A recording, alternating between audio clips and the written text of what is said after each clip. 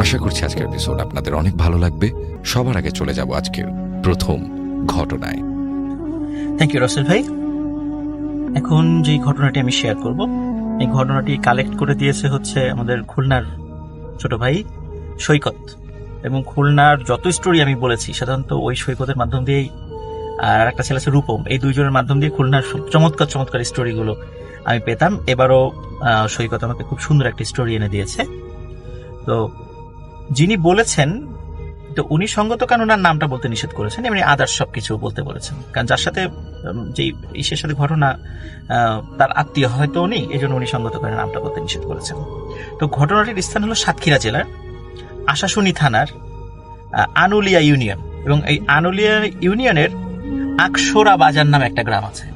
এই আকসরা বাজারের এই ঘটনাটা, তো ঘটনাটি আসলে মানে শুরুটা আমি বলি যে যেখান থেকে সূত্রপাত, সেটা হচ্ছে ওই গ্রামে মানে স্বাধীনতার আগেই, মানে বাংলাদেশ স্বাধীনতার আগে একজন মেম্বার ছিলেন। তো যেহেতু গ্রামীণ পলিটিক্সের সাথে উনি ইনভলভ ছিলেন, ভালো খারাপ মিলিয়েই মানুষ, কিছু ভালো কিছু খারাপ, পুরাটাই খারাপ না, মানে কিছু ভালো কিছু খারাপ মিলিয়ে মানুষ। তো উনি দেখা যেতেন যে মাঝে মাঝে নিজের মানে ক্ষমতা টিকিয়ে রাখার জন্য বিভিন্ন সময় ভালো কাজের সাথে বিভিন্ন ধরনের অত্যাচারমূলক কাজ উনি করে ফেলতেন। তো এভাবে দেশ স্বাধীনের পরে উনি আর মেম্বার ছিলেন না, কিন্তু উনি এই 90-এর দশকের দিকে মারা যান, মানে বয়সেই মারা গেছেন আর কি, এমনি অন্য কোনো ইসে না, বয়সে মারা গেছেন। তবে উনি মৃত্যুর সময় যারা উপস্থিত যারা ছিলেন আমাকে স্টোরিটা শেয়ার করেছেন আর কি, যার মাধ্যমে শোনা। তো প্রচন্ড কষ্ট পেয়েছিলেন মৃত্যুর সময়, মানে মৃত্যু যন্ত্রণা যে কি আমাকে বলেছেন আর কি, কারণ আমাকে ওই সৈকত যখন এটা ঘটনাটা আমাকে শুনিয়েছে, ও রেকর্ড করে পাঠিয়েছিল, আমি নিজে ভয়েস ক্লিপটা আমি শুনেছি আর কি। তো মৃত্যু যন্ত্রণাটা যে কি, এটা ওই মেম্বার সাহেবের মানে মৃত্যু না দেখলে কেউ বুঝতে পারবে না। তো উনি মারা যান, মারা যাওয়ার পরে স্বাভাবিকভাবেই ওই বাজারের মানে আকসরা বাজারের মানে রাস্তার মেইন একটা রাস্তা আছে, রাস্তার পাশে একটা কবরস্থান আছে, কবরস্থানে কবরস্থ করা হয়। এবং ওইটা বলতে পারেন ওনাদেরই জায়গা আর কি, বেশ উনি অনেক ভূসম্পত্তির মালিক ছিলেন, মানে কবরস্থ করা হয়। কিন্তু যেদিন কবর দিয়ে এসছে তার ঠিক পরের দিনই মানে লোকজন এসে খবর দিল যে ভাই কবরটা তো ভেঙে গেছে। তখন দেখে যে আসলেই সত্য, কবর ভেঙে গেছে, পায়ের দিকটা দেখা যাচ্ছে, কাফন দেখা যাচ্ছে, মাথা দেখা যাচ্ছে। তখন ওরা চিন্তা করেন যে ঠিক আছে, তাহলে কালকেই কবর দিলাম, আজকে ভেঙে গেল, ওনারা বিষয় একদম স্বাভাবিকভাবে নিয়েছেন, হতেই পারে। তো ওনারা আবার বাঁশ টাস দিয়ে সবকিছু চাটাই দিয়ে আবার সুন্দর করে কবরটা প্রস্তুত করে দেন, মানে স্বাভাবিকভাবেই। পরের দিন আবার কিছু লোক এসে বলে যে ভাই কবর তো ভেঙে গেছে। দেখে একই অবস্থা, কবর ভেঙে গেছে, আবার ঠিকঠাক করেন। পরের দিন আবার একই খবর, ভাই কবর ভেঙে গেছে। কি মুসিবত, এরকম প্রতিদিন এই কাজটা কে করতেছে? বলে বৃষ্টি তো নাই, কোন মানে শেয়াল যে ওটা করেছে তাও তো না, কবর ভাঙছে কেন? এখন চিন্তা করেন না, বারবার যেহেতু ভাঙছে, অলরেডি 3 দিন হয়ে গেছে, 3-4 দিন হয়ে গেছে, এদিকে শরীরেও পচন ধরে গেছে। এখন চিন্তা করেন না, এইভাবে আমরা এখন আর ওইটা না করি, এখন যেখানে ভেঙে গেছে আমরা মাটি দিয়ে দিই, মানে মাটি দিয়ে পূর্ণ করে দিই, তাহলে ভাঙলেও হয়তো বা এরকম হবে না। তো ওনারা মাটি দিয়ে পূর্ণ করে দেন, যতটুকু যেখানে যেখানে ছিল আর কি সেখানে, তাহলে এখন আর ভাঙবে না, ওই চিন্তা করে চলে আসে। পরে একই ঘটনা, ভাই কবর ভেঙে গেছে, মানে অবাক ব্যাপার, মাটি তো দিয়ে আসছে, এখন তো মানে কবর তো ভাঙার কোনো কথাই নেই, ভিতরে তো আর ফাঁকা জায়গা নেই, যে দেখে আসলে একই অবস্থা ওরকম। উনি চিন্তা করেন নিশ্চয়ই এটা কোনো, যেহেতু মাটি দেওয়ার পরে কবর ভাঙছে, নিশ্চয়ই ওনার সাথে শত্রুতা ছিল, এমন কোন লোক ইচ্ছা করে এই কাজটা করছে। তখন ওনারা চিন্তা করে পাহারা বসায়, যে কবর আবার ঠিক করে পাহারা বসায়। দেখে যে কিছুই না, পাহারাদাররা যখন একটু মানে কোনো কারণে একটু অচেতন হয়ে গেছে বা সকাল হয়ে গেছে, বাসায় চলে গেছে, কিন্তু যখনই ওখানে কোনো লোক না থাকে ওরা এসে দেখে কবর ভেঙে গেছে। এই ধরনের ঘটনা কন্টিনিউয়াস হচ্ছিল। এখন চিন্তা করেন যে এটা কেউ নিশ্চয়ই করতেছে, এটা ধরতে হবে। এখন ধরার তো কোনো উপায় নাই, চিন্তা করে আসলে কে করছে, ওটা সন্দেহ লাগে যে আসলে এটা কি মানুষের কাজ না কিভাবে কি হচ্ছে, এটা তো বুঝতে পারছি না। তখন ওনারা কি করে, কবরটা পরের দিন আবার ঠিক করে চতুর্দিকে এমন ভাবে কিছু মানে হালকা মাটি দিয়ে রাখে যে ওখানে যে করো মানে পা পড়লে একটা ছাপ সৃষ্টি হবে। তখন ওইভাবে দিয়ে চলে আসেন, বলে আজকে আর কারো পাহারা থাকার দরকার নাই, যদি কোনো মানুষ এই কাজ করে আমরা বুঝতে পারবো, কারণ কাছে এসেই তো ভাঙবে। মোটামুটি কবরের চতুর্দিকে 10-20-15 হাত দিয়ে এরকম হালকা মাটি দিয়ে রেখেছে, যেন পা পড়লেই ওখানে ছাপ পড়ে যায়, যেই আসুক না কেন। পরের দিন রাসেল ভাই, ঘটনা একই, কিন্তু কোনো মানুষের পায়ের ছাপ নাই, কোনো পশু পাখির পায়েরও ছাপ নেই, কবর ভেঙে গেছে। তখন বলে যে আসলে ওখানকার যে স্থানীয় আলেম বলে, না এটা কোনো মানুষের কাজ না, এটা অন্য কোনো কারণে হচ্ছে। তো ওনার যারা সন্তানরা ছিল বলে, তোমরা তোমার বাবার জন্য বেশি করে একটু দান খয়রাত করো, দোয়া করো, আশা করি সমস্যাটার সমাধান হবে। তখন উনি ওনার সন্তানরা যারা ছিলেন তখন মসজিদ, মাদ্রাসায় বা এতিম বা দুঃখ দরিদ্র লোকদের দান খয়রাত করে তার বাবার রুহের উদ্দেশ্যে। তারপর রাসেল ভাই এই ঘটনার ঘটেনি, মানে এটা শেষ, কবর ভাঙার একদম স্বাভাবিক হয়ে যায়। ওনারা কবরের চারদিকে একটু পাকা করে দেন, এটা এখনো আছে সেটা। কিন্তু এই ঘটনার পরে নতুন করে একটা ঘটনার আবির্ভাব হওয়া শুরু হয়। তো যিনি মানে যার সাথে ফার্স্ট এই ঘটনাটা ঘটে, সেটা হচ্ছে ওনার নাম হচ্ছে জামাল। তো জামালের কাজ ছিল রাতের বেলা, উনি যেহেতু সাতক্ষীরা ওইদিকে তো আপনার ওই যে সুন্দরবনের কাছাকাছি, তো মাছ টাছ ওনারা ধরেন। উনি কি করেন যে সারাদিন মাছ ধরেন, ধরে মোটামুটি গভীর রাত পর্যন্ত মাছ ধরে এসে বাসায় সকাল মানে রাতের বেলা বাসায় এসে ঘুমান, সকালবেলা বাজারে গিয়ে আবার মাছ বিক্রি করেন। এটা ওনার প্রতিদিনের কাজ ছিল। তা উনি এরকম মাছের ঝুড়িতে মাছ নিয়ে মাথায় করে আসছিলেন। তো ওই যে বাজারটা, যে কবরস্থানের দিকে যাওয়ার সময় হঠাৎ করে ভম করে একটা আওয়াজ হয়, ভম করে। মানে অনেক সময় দেখা যাচ্ছে যে কোনো একটা বইয়ের বস্তা যদি আমরা ফ্লোরের উপর হঠাৎ করে ফেলি, ধম করে একটা আওয়াজ হয়, যেটা ঠিক ওই রকম আওয়াজ, ধম করে একটা আওয়াজ হয়। আওয়াজ স্বাভাবিকভাবে উনি আওয়াজটা শুনেন, কিন্তু মনে করছে হয়তো স্বাভাবিক কিছু। হঠাৎ করে দেখে যে ওই আপনার রাস্তার পাশেই একটা অন্ধকারের মধ্যে লুঙ্গি পরা এবং গেঞ্জি পরা, গেঞ্জিটা কেমন আসলে আমরা বলে বুঝবেন, সেটা হলো ওই যে স্যান্ডো গেঞ্জি, কিন্তু ওই যে আমরা যেমন টি শার্টের মতো কিছু স্যান্ডো গেঞ্জি আছে না, ওরকম পাতলা গেঞ্জি, এগুলো গ্রামের লোকদের অনেক পরে থাকেন এটা। তো ওরকম গেঞ্জি পরা একজন লোক বলছে, এই জামাল নাকি? তখন উনি বলছে, হ্যাঁ কাকা। বলে, মাছ কেমন পাইলি? বলে, হ্যাঁ আলহামদুলিল্লাহ ভালোই পেয়েছি মাছ। বলে, আচ্ছা ঠিক আছে, যা তাহলে। তো উনি চলে যাচ্ছে, যাওয়ার পরে আবার ওই গম করে আবার একটা আওয়াজ হচ্ছে। তখন উনি চিন্তা করছে যে আবার শব্দ হইল। তখন হঠাৎ করে ওনার মনে হচ্ছে, আচ্ছা আমি কার সাথে কথা বললাম? তখন বলছে, জামাল নাকি? যখন বলছে ওহো, এটা তো মেম্বার চাচার গলা, ওনার সাথে তো আমি কথা বললাম, উনি তো মারা গেছেন অনেকদিন আগে। তখন উনি ওই মাছের ঝুড়িটা ফেলে দিয়ে চিৎকার করতে করতে বাসায় চলে যান। বাসায় যান, ওখানে গিয়ে সেন্সলেস হয়ে পড়ে যান। যখন জ্ঞান ফিরে উনি সবাইকে বলেন যে আমি রাতের বেলায় এই ঘটনা ঘটেছে। তখন মোটামুটি ওনাকে ট্রিটমেন্ট করা যায় আর কি, ঝাড়ফুঁক করা যায়, ওনাকে ওটা দিয়ে এই করা হয়। কিন্তু উনি আসলে রাত্রেবেলা এতটা ভয় পেয়েছিলেন, ওনার প্রচন্ড জ্বর আসে, এবং আমরা বিভিন্ন সময় গল্পে বলেছি এরকম যে জ্বর আসলে স্বাভাবিকভাবে অনেকে মারাও যান, এবং উনি 7-8 দিন জীবিত ছিলেন, মারা যান। তো এটা যখন উনি মারা যান, তখন এলাকায় বলে যে মানে কেন মারা গেলেন, উনি ভয় পেয়েছিলেন। কেন ভয় পেয়েছিলেন? যে মেম্বার চাচাকে দেখেছিলেন রাস্তায়, এটা দেখে উনি খুব ভয় পেয়েছিলেন। এটা মানে গ্রামে এটা চাউর হয়ে যায়। তো এরপরে আব্দুর রহমান নামক একজন ব্যক্তি আছেন, উনি মাছের করেন না, নর্মালি ওই বাজারে ওনার দোকান আছে। কোনো একদিন ওই দোকান বন্ধ করে আসতে আসতে আমার দেরি হয়েছে, উনি একাই আসছিলেন।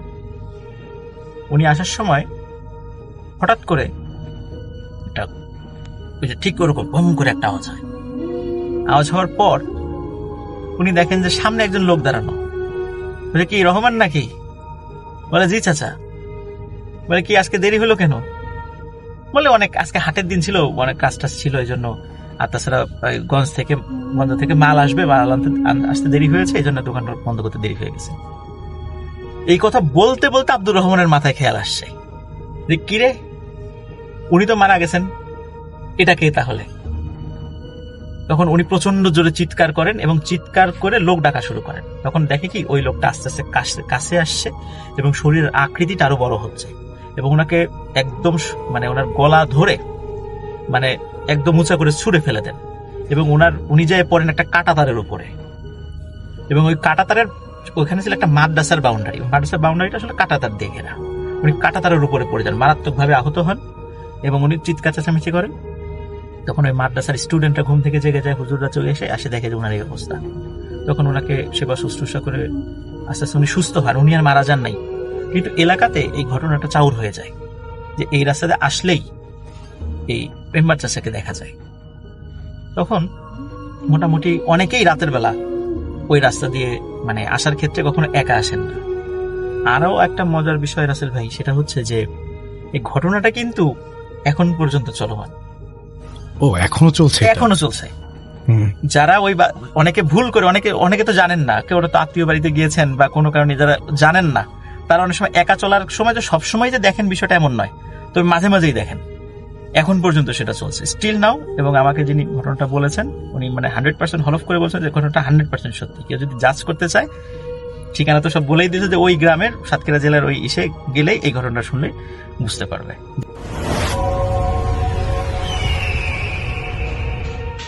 তো যার ঘটনা শেয়ার করব, তিনি যখন আমাকে শেয়ার করেছেন সেটা সেখান থেকে 9 বছর আগের ঘটনা। নাহিদ নামে একজন পরিচিত বড় ভাই, তার কাছে সাথেই ঘটনাটি আমি তার কাছ থেকে কালেক্ট করি এবং তিনি আমার কাছে শেয়ার করেন। 9 বছর আগে তিনি একটা নার্সের কাজ করতেন নেদারল্যান্ডে। একটা ভাড়া বাসায় থাকতো তিনি। তখন তার নেদারল্যান্ডে মাত্র 1 বছর হয় থাকার। ল্যাঙ্গুয়েজ শিখে তিনি কোনো মতে একটা হাসপাতালে কাজ জোগাড় করে নেন, যেখানে তাকে সকাল 9টা থেকে 7টা পর্যন্ত ডিউটি করতে হতো। এরপরে তিনি আর কোনো কাজ করতেন না। সময় তখন বছরের শেষের দিক। প্রচন্ড শীতে কাঁপছে গোটা নেদারল্যান্ড। -18 ডিগ্রি সেলসিয়াস টেম্পারেচার তখন। তিনি বাসায় এসে দেখেন খাওয়ার কিছু নাই। নর্মালি খাওয়া থাকে বাসাতে, কিন্তু ওই দিন কিছুই ছিল না। তাই তাকে সুপার শপের দিকে রওনা দিতে হয়। সুপার শপ থেকে আসার সময় একজন লোক তার সাথে দেখা হয় এবং লোকটি ঠিক একটু চৌরাস্তার মোড়ে দাঁড়িয়েছিল। তাকে দেখে হঠাৎ জিজ্ঞেস করলো যে আপনার বাসায় একজন রুমমেটের দরকার, তাই না? তারপর সে বলল হ্যাঁ। আর সাথে সাথে লোকটা বলল ঠিক আছে, আমি থাকবো। শেয়ার করার বিষয়টা তাকে একটু জানিয়ে উনি রওনা হলেন বাসার দিকে। বাসায় যেয়ে তার রুমটাকে বুঝিয়ে দিলেন আর মনে মনে এক ধরনের প্রশান্তি ফিল করতে থাকেন, যা ওনার উপর লোডটা কিছুটা কমবে। তাকে বাংলাদেশেও টাকা পাঠাতে হতো, তাই এই লোডের উপর থেকে সে রেহাই পেয়ে গেল। তো তিনি যেহেতু সুপার শপে গিয়েছিল জিনিসপত্র আনার জন্য, রান্না করতে লাগলেন। আমাদের দেশি খাওয়া রান্না করছিলেন ওই মুহূর্তে। তিনি লোকটাকে ডেকে বললেন ডিনার না করলে তিনি তার সাথে যেন করতে পারে। নেক্সট দিন থেকে তারা শেয়ার করে মিলের ব্যবস্থা করবে। উনি রাজি হলো ঠিকই, কিন্তু খেতে এলো না। তার সাথে কোনো ব্যাগ বা কাপড় চোপড় কিছুই ছিল না। তাই ভাইয়ার প্যান্ট আর টি শার্ট তাকে ইউজ করতে দেওয়া হলো। রাত তখন 2টা। হঠাৎ করে ভাইয়ার ঘুম ভাঙে টয়লেটের জন্য, আর সেই রুম থেকে আসছে কিসব কটকট টাইপের শব্দ আর জোরে জোরে হাসির শব্দ। তো ভাইয়া ভাবলেন তাহলে কি বাসায় কাউকে নিয়ে এসেছে? এটা তো তাকে মানা করা হয়েছিল যে রাত করে কাউকে তিনি বাসায় আনতে পারবে না। পরে ভাইয়া দরজা না নক করেই দরজার পাশে দাঁড়াতে সব চুপ হয়ে গেল, আর কোনো শব্দ আসলো না। তারপরে ভাইয়া কৌতূহল বশত দরজাকে নক করলেন। ওপাশ থেকে দরজা খোলা হলো, কিন্তু কিছু দেরিতে। তো দেরি করে দরজা খোলাতে তাকে দেখে মনে হলো তিনি গভীর ঘুমে ছিলেন। তারপরে কিসের শব্দ ছিল বোঝা গেল না। ভাইয়া তেমন একটা তোয়াক্কা না করে নিজের রুমে গিয়ে এবার শুয়ে পড়লেন। ওই দিন আর এরকম অকারেন্স করতো না। পরের দিন একই ঘটনায় ভাইয়া বাসায় এসে দেখে তার রুম সব অগোছালো, সবকিছু ওলট পালট হয়ে গেছে। বাট লোকটা বাসায় নেই। ভাইয়ার মেজাজ চরম খারাপ হয়ে যায়। ভাইয়া ওনার জন্য ওয়েট করতে থাকে, বাট লোকটা ওই দিন রাতে আসেন না। ওই দিন রাতে ভাইয়ার সব গোছানোর লাগলো। ভাইয়া একটা জিনিস হঠাৎ লক্ষ্য করলেন, হিটার থেকে কেমন একটা সাউন্ড আসছে। ভালো করে লক্ষ্য করলেন না, সব ঠিক আছে। তারপরে ভাইয়া রাতের বেলা খেয়ে ঘুমিয়ে পড়লেন। উনি সব সময় টায়ার্ড থাকতেন। ঠিক আগের দিনের মতোই সাউন্ড আসছে, এবার ঝগড়ার সাউন্ড। কিন্তু ঝগড়াটা স্পষ্ট বোঝা যাচ্ছে না, কিন্তু চিৎকারের সাউন্ড পরিষ্কার বোঝা যাচ্ছে। আর ঝগড়া যেতে তাও না, মানে উইয়ার্ড ধরনের একটা সাউন্ড। আর আসছে ভাইয়া লিভিং রুম থেকে। ভাইয়া লাইট জ্বালিয়ে লিভিং রুম খুললেন, কিন্তু কোনো কিছু পেলেন না। পাশে এরকম আগে হতো না। হঠাৎ করে আসা শুরু হলো। ওই লোকটার রুমটা যেরকম অবস্থা দেখে ভাইয়া ঘুমাতে গিয়েছিল তখন ঠাক খোলা ছিল, এখন বন্ধ, তার মানে তিনি আছেন। ভাইয়া আর কিছু লক্ষ্য না করে ঘুমিয়ে পড়তে চান। আর রুমে গিয়ে হঠাৎ করে তিনি দেখেন ওই লোকটা দাঁড়িয়ে আছে। ভাইয়া আচমকা একটা ভয় অনুভূতি হলো আর কি, কেমন একটা ভয় যেটা ডিসক্রাইব করা পসিবল না। তখন ভাইয়া ভয়ের সাউন্ডে জিজ্ঞেস করলেন, ভয় অবস্থা জিজ্ঞেস করলেন, আপনি আমার রুমে কি করছেন? তিনি ওই দেশের একটা ল্যাঙ্গুয়েজে বলল পানি পানি, আর লোকটির চোখ বন্ধ ছিল। ভাইয়া 3টা স্টেপ দিতেই ভাইয়া দেখলো লোকটা কিচেনে দাঁড়িয়ে আছে। এটা পসিবল না। আরো বেশি ভয় পেয়ে গেল ভাইয়া এবং বলল, এই যে পানি। আরে এইটা দিয়েই ভাইয়া ডাইরেক্ট দরজা খুলে নিচে চলে গেল। প্রচন্ড শীত, বাইরে স্নো পড়ছে। তো নিচে একজন পরিচিত বাংলাদেশি ছিল, তাকে দেখে উপরে নিয়ে আসা হলে কোনো কিছুই পেল না। এবং ওই লোকটিকে যে রুম দেওয়া হয়েছিল সেখানেও কেউ নেই। তবে ওনাকে যে টি শার্ট আর প্যান্ট দেওয়া হয়েছিল সেইগুলো ওই রকমই পরেছিল, পুরাটাই এক রক্তে ভেজা অবস্থায়। ভাইয়া ওনাকে সব ঘটনা বলল, 2 দিনের পুরো ঘটনা, যে এরকম সাউন্ড পাওয়া যেত। ভাইয়াকে ওই দিন আর ওই বাসাতে না রেখে ওই বাংলাদেশির বাসায় নিয়ে যাওয়া হলো আর ঘুমানোর ব্যবস্থা করে দেওয়া হলো। ভাইয়া যখন সকালে কাজে যাওয়ার জন্য রেডি হলো, উপরে গেল, মানে তার ফ্ল্যাটে যখন তিনি উপরে গেলেন, সেই লোকটিকে আবার দেখতে পেল। কিচেনের ব্লেন্ডারে কি যেন হচ্ছে, ব্লেন্ডারের সাউন্ড হচ্ছে। তখনই তাড়াতাড়ি বাংলাদেশি ওই ভাই ফ্ল্যাটে গেলেন আর তাকে নিয়ে আসলেন। তখন ওই ভাইয়াও আজ করলো, কিন্তু লোকটি যেটা বলল সেটা হচ্ছে, আমি তো আপনার ফ্ল্যাটে একদিনই ছিলাম আর আজকেই আসলাম। তখন আসকর হলো, তাহলে কালকে কে ছিল ফ্ল্যাটে?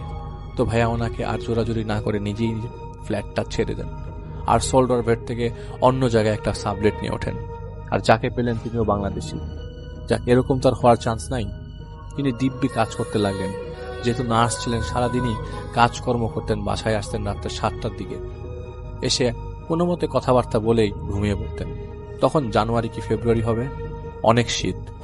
তিনি বাসায় আসার পথে বাসের ভেতরে তার সাথে ওই লোকটির আবারও দেখা হয়। উনি বলেন, আপনি চলে গেলেন, কাজটা ভালো করলেন, আমিও ওই ফ্ল্যাট ছেড়ে দিয়েছি। তো ভাইয়া তার কথায় তেমন উত্তর দিলেন না, তাড়াতাড়ি বাস থেকে নেমে গেলেন। বাস থেকে নামার সময় দরজাটা অফ হয়ে গেল বাসের।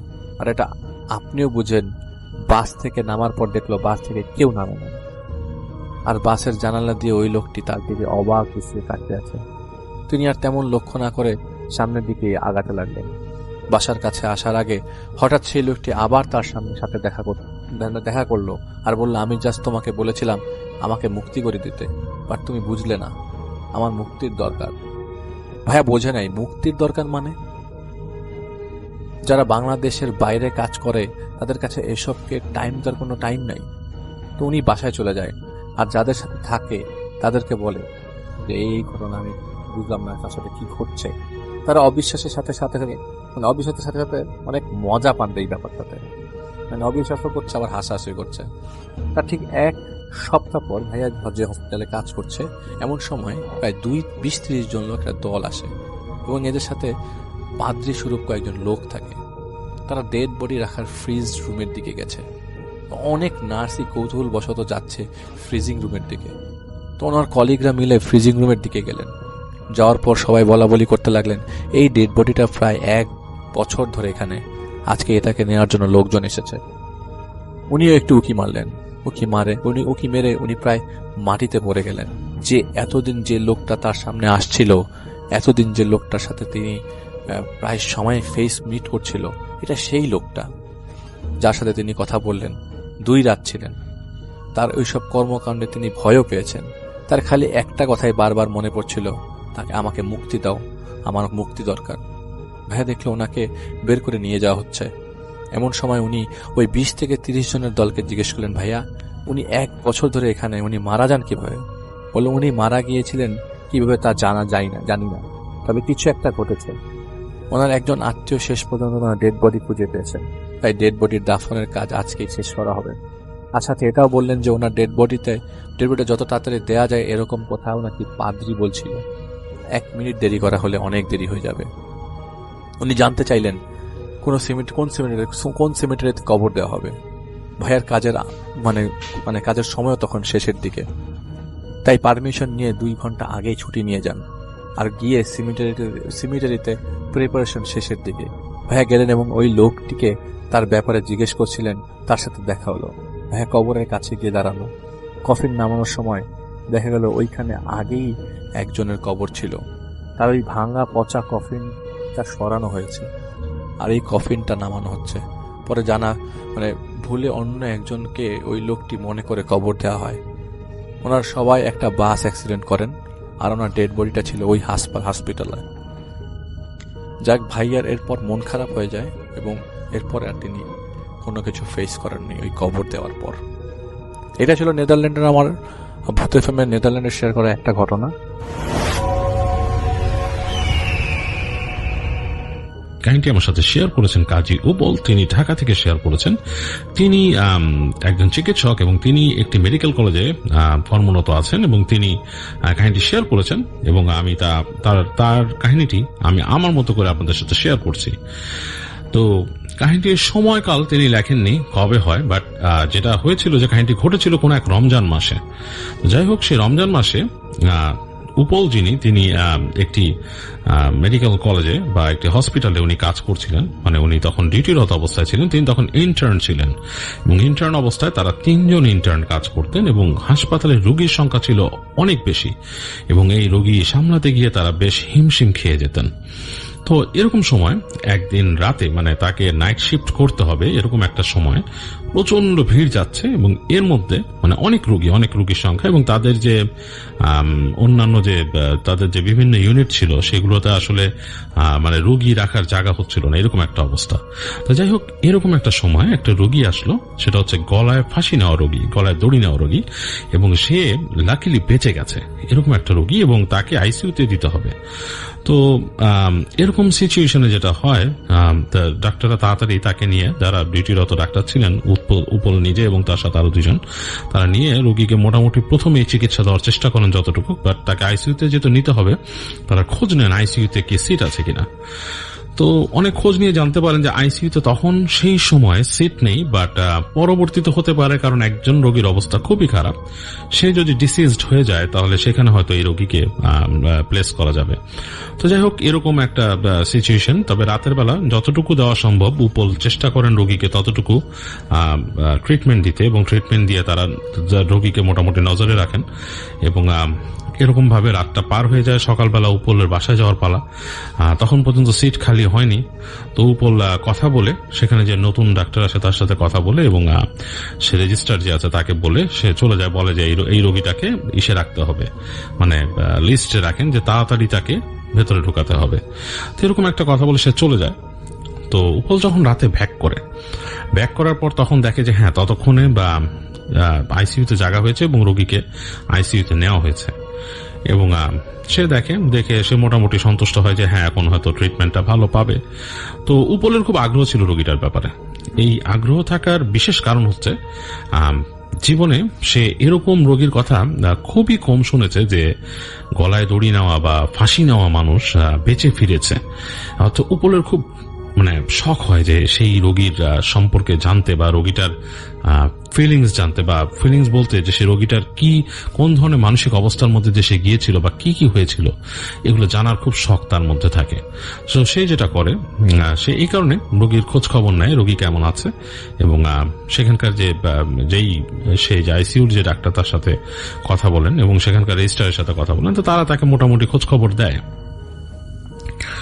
তো এরকম অবস্থায় উপল দুপুরবেলা সে দুপুর পার করে এবং এরকম করে আস্তে আস্তে রাত আসে। সে উপলের বিকালে দুপুরের শিফটটা যেটা ছিল সেটাতে সে অফ ছিল, তো তাকে আবার রাতে ব্যাক করে আসতে হবে এবং এরকম অবস্থা দেখা দেয় যে সে রাতে ব্যাক করে আসতেই হবে। আর সেই সময় ডাক্তারের বেশ ক্রাইসিস ছিল এবং ডাক্তারের ক্রাইসিস থাকার কারণে তাদের অন্য একটি ডাক্তার নিয়ে আসতে হয়, এখানে অন্য একজন ডাক্তার নিয়ে আসতে হয়। এবং তখন নাকি ওখানে এভাবেই মানে মেডিকেল ব্যবস্থাটা চালু ছিল, বিকজ অফ বাইরের ডাক্তার নিয়ে আসতে হয়, কারণ মানে ডাক্তারের স্বল্পতা দেখা দিয়েছে এবং ইন্টার্ন যারা ছিল তাদেরকে প্রায় 2 শিফট করে কাজ করতে হচ্ছে, এরকম একটা অবস্থা। তো উপলে রাতে রিটার্ন করতে হয় সেখানে। তো সে যখন আসে, সে দেখা যাচ্ছে যে নতুন যে ডাক্তার তাদের এখানে এসছে, মানে ফিল ইন করতে যে ডাক্তারটা এসছে তাকে সে খেতে পাঠিয়ে দেয়। তো খেতে পাঠিয়ে দিয়ে সে মোটামুটি তার নিচে এসে বসে থাকে। তো একটা সময় সে একটা রাউন্ডে যায়, সে জিজ্ঞেস করে রেজিস্ট্রারকে যে রোগীদের অবস্থা কি। তো সেই যে ওখানে রেজিস্ট্রার ছিল সে বলে যে হ্যাঁ, রোগীরা মোটামুটি ভালো আছে, আপনার রোগীও মোটামুটি এখনো আছে, ঠিক আছে। তো সে মোটামুটি রাউন্ডে যে দূর থেকে দেখে এবং সামনে দিয়ে মানে সেই রুমের সামনে দিয়ে দেখে সে চলে আসে।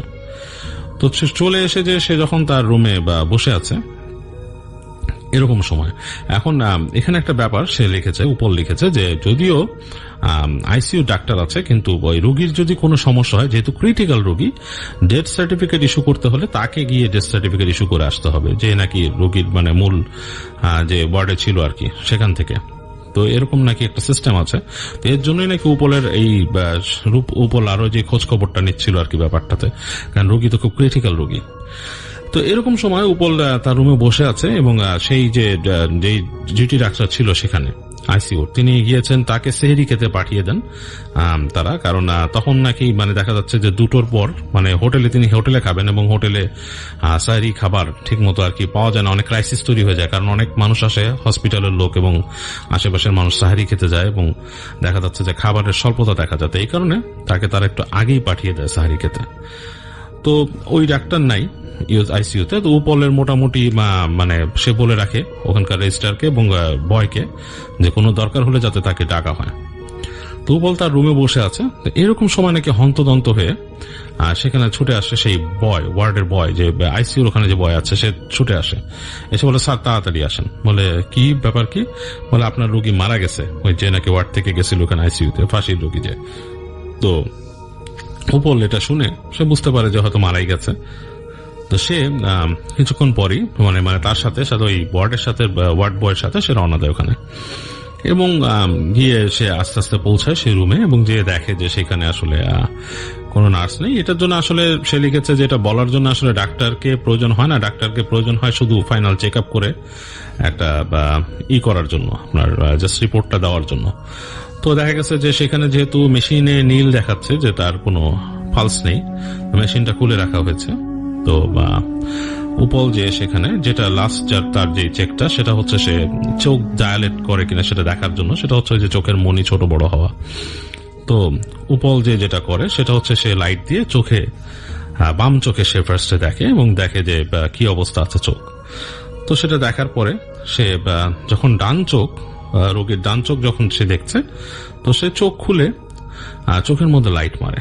চোখের মধ্যে লাইট মারার সাথে সাথে যেটা হয়, হঠাৎ করে তার কাছে মনে হলো যে সে রোগীটার শরীরে বিদ্যুৎ খেলে গেল, সে মানে মৃত রোগীটার শরীরে, সে মারা গেছে কিন্তু বাম চোখ দেখে সে বুঝতে পারছে। হঠাৎ মনে হলো বিদ্যুৎ খেলে গেল, সে ফট করে উপলে হাতটা কামড়ে ধরে এবং এত জোরে কামড়ে ধরে যে বলার মতো না, এবং সে হাত ছুটাতে পারছে না, উপল পেছনে টানছে। সে প্রচন্ড মানে ভয় পেয়েছে, হঠাৎ করে তার মানসিক অবস্থার মধ্যে, মানসিক জগতে প্রচন্ড একটা নাড়া পড়েছে, মানে এটার সাথে সে মোটেই ইউজ টু ছিল না। তার হাত কামড়ে ধরেছে, সে পেছন দিকে ঝাড়া মারতে থাকে এবং ভয়ে সে দৌড় দিতে চায় আসলে। তো দৌড় দিয়েছে, হাত কামড়ানো থাকার জন্য সে পাচ্ছে না। তো এই অবস্থায় তার যে বয়, সে নাকি দৌড় দিয়েছিল একটু, কিন্তু সে পরে এসে উপলকে টানা শুরু করে এবং জোরে টান দিয়ে হ্যাচকা টানে তার হাতটা ছুটে আসে সেখান থেকে। এবং ছুটে আসার পরে উপল নাকি আর কিছু সে ওখানে থাকতে পারে না, সে যেটা করে সে দৌড় দিয়ে বের হয়ে আসে, একদম এক দৌড়ে সে চলে আসে নিজের রুমে। এবং রুমে এসে সে চিন্তা করে ফার্স্টে যে সে কি বলবে কিনা অন্যদেরকে এই ঘটনা। তো তখন সে একটু ভাবে যে আসলে আমি যদি ঘটনাটা বলি আমাকে সবাই কি ভাববে, কেউ আমার কথা বিশ্বাস করবে না। তো সেই ঘটনাটা আর কাউকে বলে না, তখন শুধু ওয়ার্ড বয় দেখে। তো ওয়ার্ড বয় ভয়ের চোটে নাকি সে আর বলে যে আমি স্যার এখানে নাই, আমি এখানে আর যাবো না, মানে পুরাই সে রিফিউজ করে সেখানে যেতে। সে বলছে যে আমি কাজ ছেড়ে চলে যাব। তো উপল যায়, সে তার হাতে ড্রেসিং করে, হাতটাকে ডিসইনফেক্ট করে। তারপরে সে বলছে যে আসলে তার কাছে এটার কোনো রেশনাল এক্সপ্লেনেশন ওরকম নেই। তাকে নাকি সে বলেছে মেডিকেলের ভাষায় তার এটার 2টা বা 3টার এক্সপ্লেনেশন থাকতে পারে। তো সেটা সে মানতে রাজি নয়, যদিও সে এক্সপ্লেন করেনি যে এখানে আসলে এক্সপ্লেনেশনটা কি, সেটা কিন্তু সে এক্সপ্লেন করেনি। বাট বলেছে that is a very unusual story in his life, that as a doctor he can not absorb it, মানে এটা তার অ্যাবজর্পশনের বাইরে একটা জিনিস, যে এটা কিভাবে হলো, মানে একটা মৃত ব্যক্তি তার হাত কিভাবে কামড়ে ধরলো। সো এটা ছিল উপলের কাহিনী এবং সে এটা বললো যে, এবং সেই ভয় সেখান থেকে চলে যায়, ভয় আর কখনো আসেনি সেখানে। সো উপল এই স্মৃতিটা বয়ে বেড়াচ্ছে এবং সে বলেছে তার কাছে আরো কিছু স্টোরি আছে, সেটা সে শেয়ার করবে পরবর্তীতে।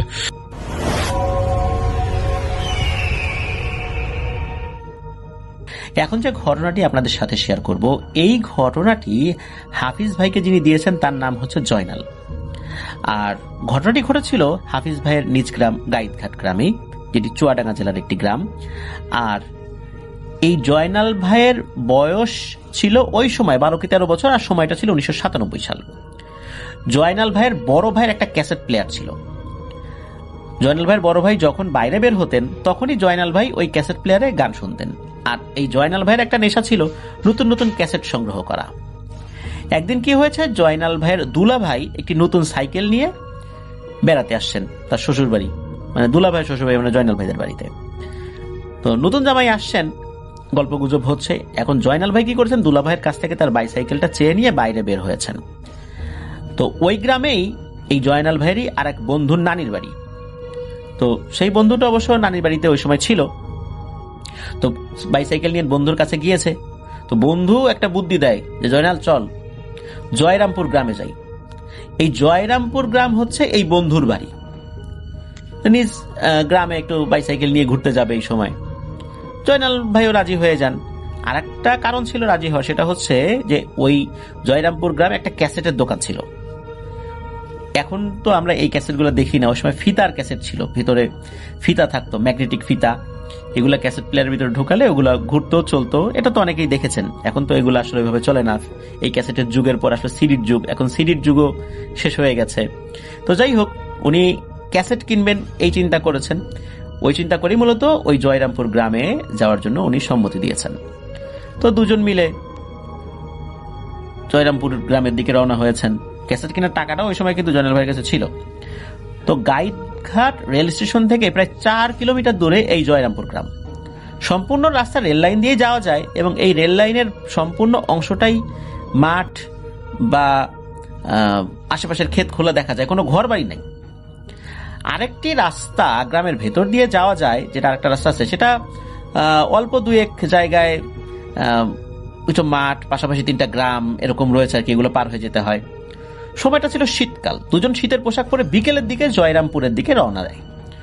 তো ওনারা যখন রেল লাইন ধরে যাচ্ছিলেন তখন গ্রামের জনা 2-1 লোকের সাথে তার দেখা হয়। জিজ্ঞেস করে, কিরে কোথায় যাচ্ছিস? জয়নাল তার বন্ধুকে দেখিয়ে বলে যে ওদের বাড়িতে যাচ্ছি। এ কথা বলার পর গ্রামের লোকজন তেমন কিছু বলে না। তো ওরা তো সন্ধ্যার বেশ কিছু আগেই পৌঁছে যায় ওই জয়রামপুর গ্রামে। তো সেখানে একটা ক্যাসেট বিক্রির দোকান থেকে জয়নাল ভাই একটা গানের ক্যাসেটও কেনেন। এরপর জয়নাল ভাই তার বন্ধুর সাথে তার বন্ধুর বাড়িতে যায়।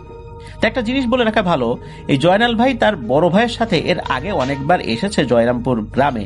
বেশিরভাগই এই রেল লাইন ধরে এসেছে, আর অল্প কয়েকবার গ্রামের রাস্তা দিয়ে এসেছে। আস্তে আস্তে সময় গড়িয়ে সন্ধ্যার আজান দিয়ে দেয়।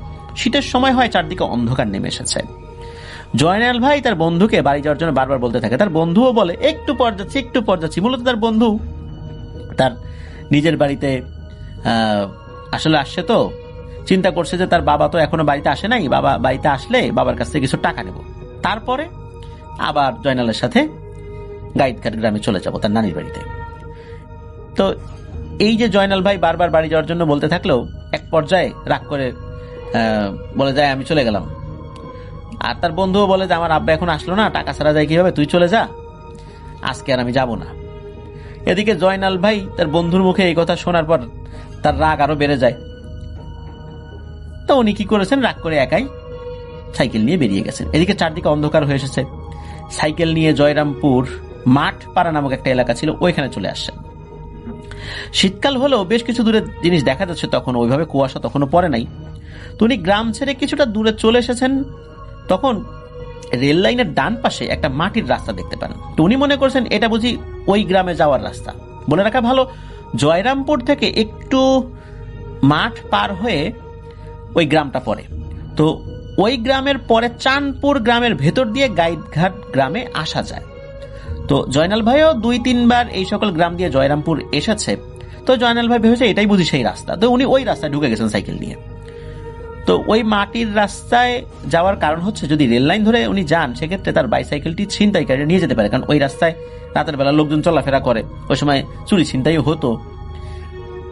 তো বাড়ি থেকে সাইকেল নিয়ে আসছেন, তাও আবার দুলাবার সাইকেল। যদি এইভাবে একটা ঘটনা ঘটে যায় তখন বিষয়টা খুব খারাপ দেখা যাবে না? তো নানান চিন্তা করে গ্রামের রাস্তা মনে করে ওই মাঠের রাস্তায় উনি ঢুকে গেছেন। এভাবে একটা সময় মাঠের গভীরে চলে গেছেন উনি। কিছু সময় সাইকেল থেকে নেমে সাইকেল ঠেলেও নিয়ে যেতে হয়েছে, ওই রাস্তায় সাইকেল চালাতে পারছিলেন না।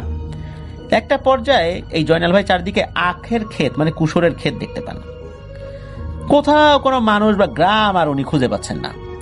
আসলে জয়রামপুর থেকে কিছুটা মাঠ পার হয়ে উক্ত গ্রামে যেতে হয়। তো উনি এটা ভেবেই মাঠের দিকে আগাচ্ছিলেন আর কি। এক পর্যায়ে উনি যখন সামনে আর রাস্তা দেখতে পান না, তখন জয়নাল ভাই খুব ভয় পেয়ে যান এবং কান্না করতে থাকেন। উনি দূর থেকে বড় একটা বিশাল বড় আম বাগানের মতো কোনো একটা বাগান দেখতে পান। তো উনি ভাবেন আম বাগানের ওই পাশে হয়তো বা বাড়ি ঘর আছে। তো জয়নাল ভাই সাইকেল নিয়ে হেঁটে হেঁটে সাইকেল ঠেলতে ঠেলতে ওই আম বাগানের ভেতরে গিয়ে দেখেন আম বাগানের মাঝখানে আগুন জ্বলছে। জয়নাল ভাই ভাবেন এখানে কোনো মানুষ শীতের মধ্যে আগুন জ্বালিয়ে তাপ নিচ্ছে, কারণ শীতকালে তো আমরা এরকম দেখতেই পাই।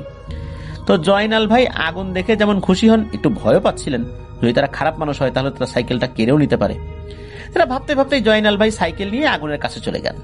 তা আগুনের কাছে চলে গিয়ে দেখেন একজন 80 বছরের বৃদ্ধা এবং 8-9 বছরের একটা বাচ্চা মেয়ে আগুনের কাছে বসে রয়েছে।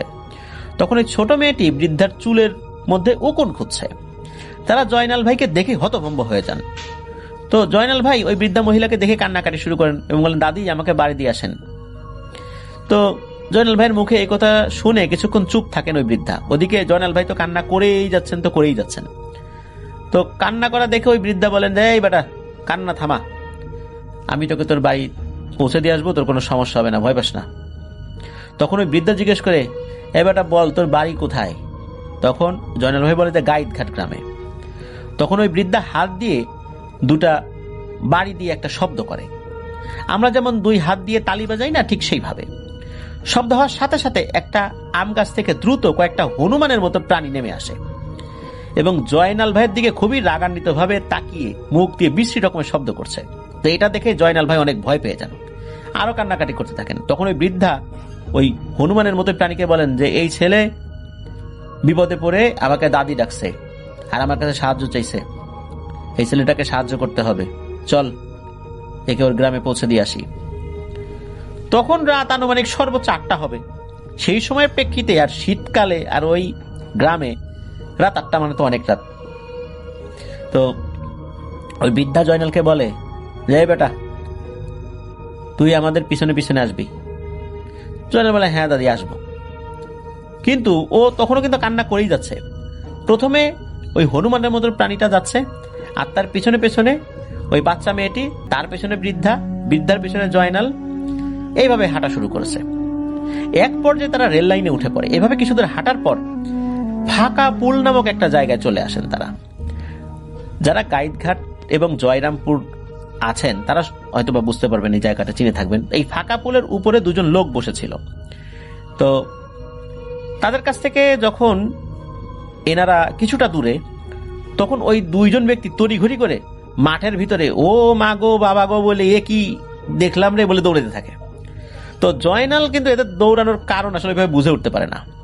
এবার আরো কিছু দূর যাওয়ার পর জয়রামপুরের দিকে একজন লোক আসছিলেন, মানে উল্টো দিকে আসছিলেন আর কি, মানে গাইদঘাট গ্রাম থেকে জয়রামপুরের দিকে আসছিলেন।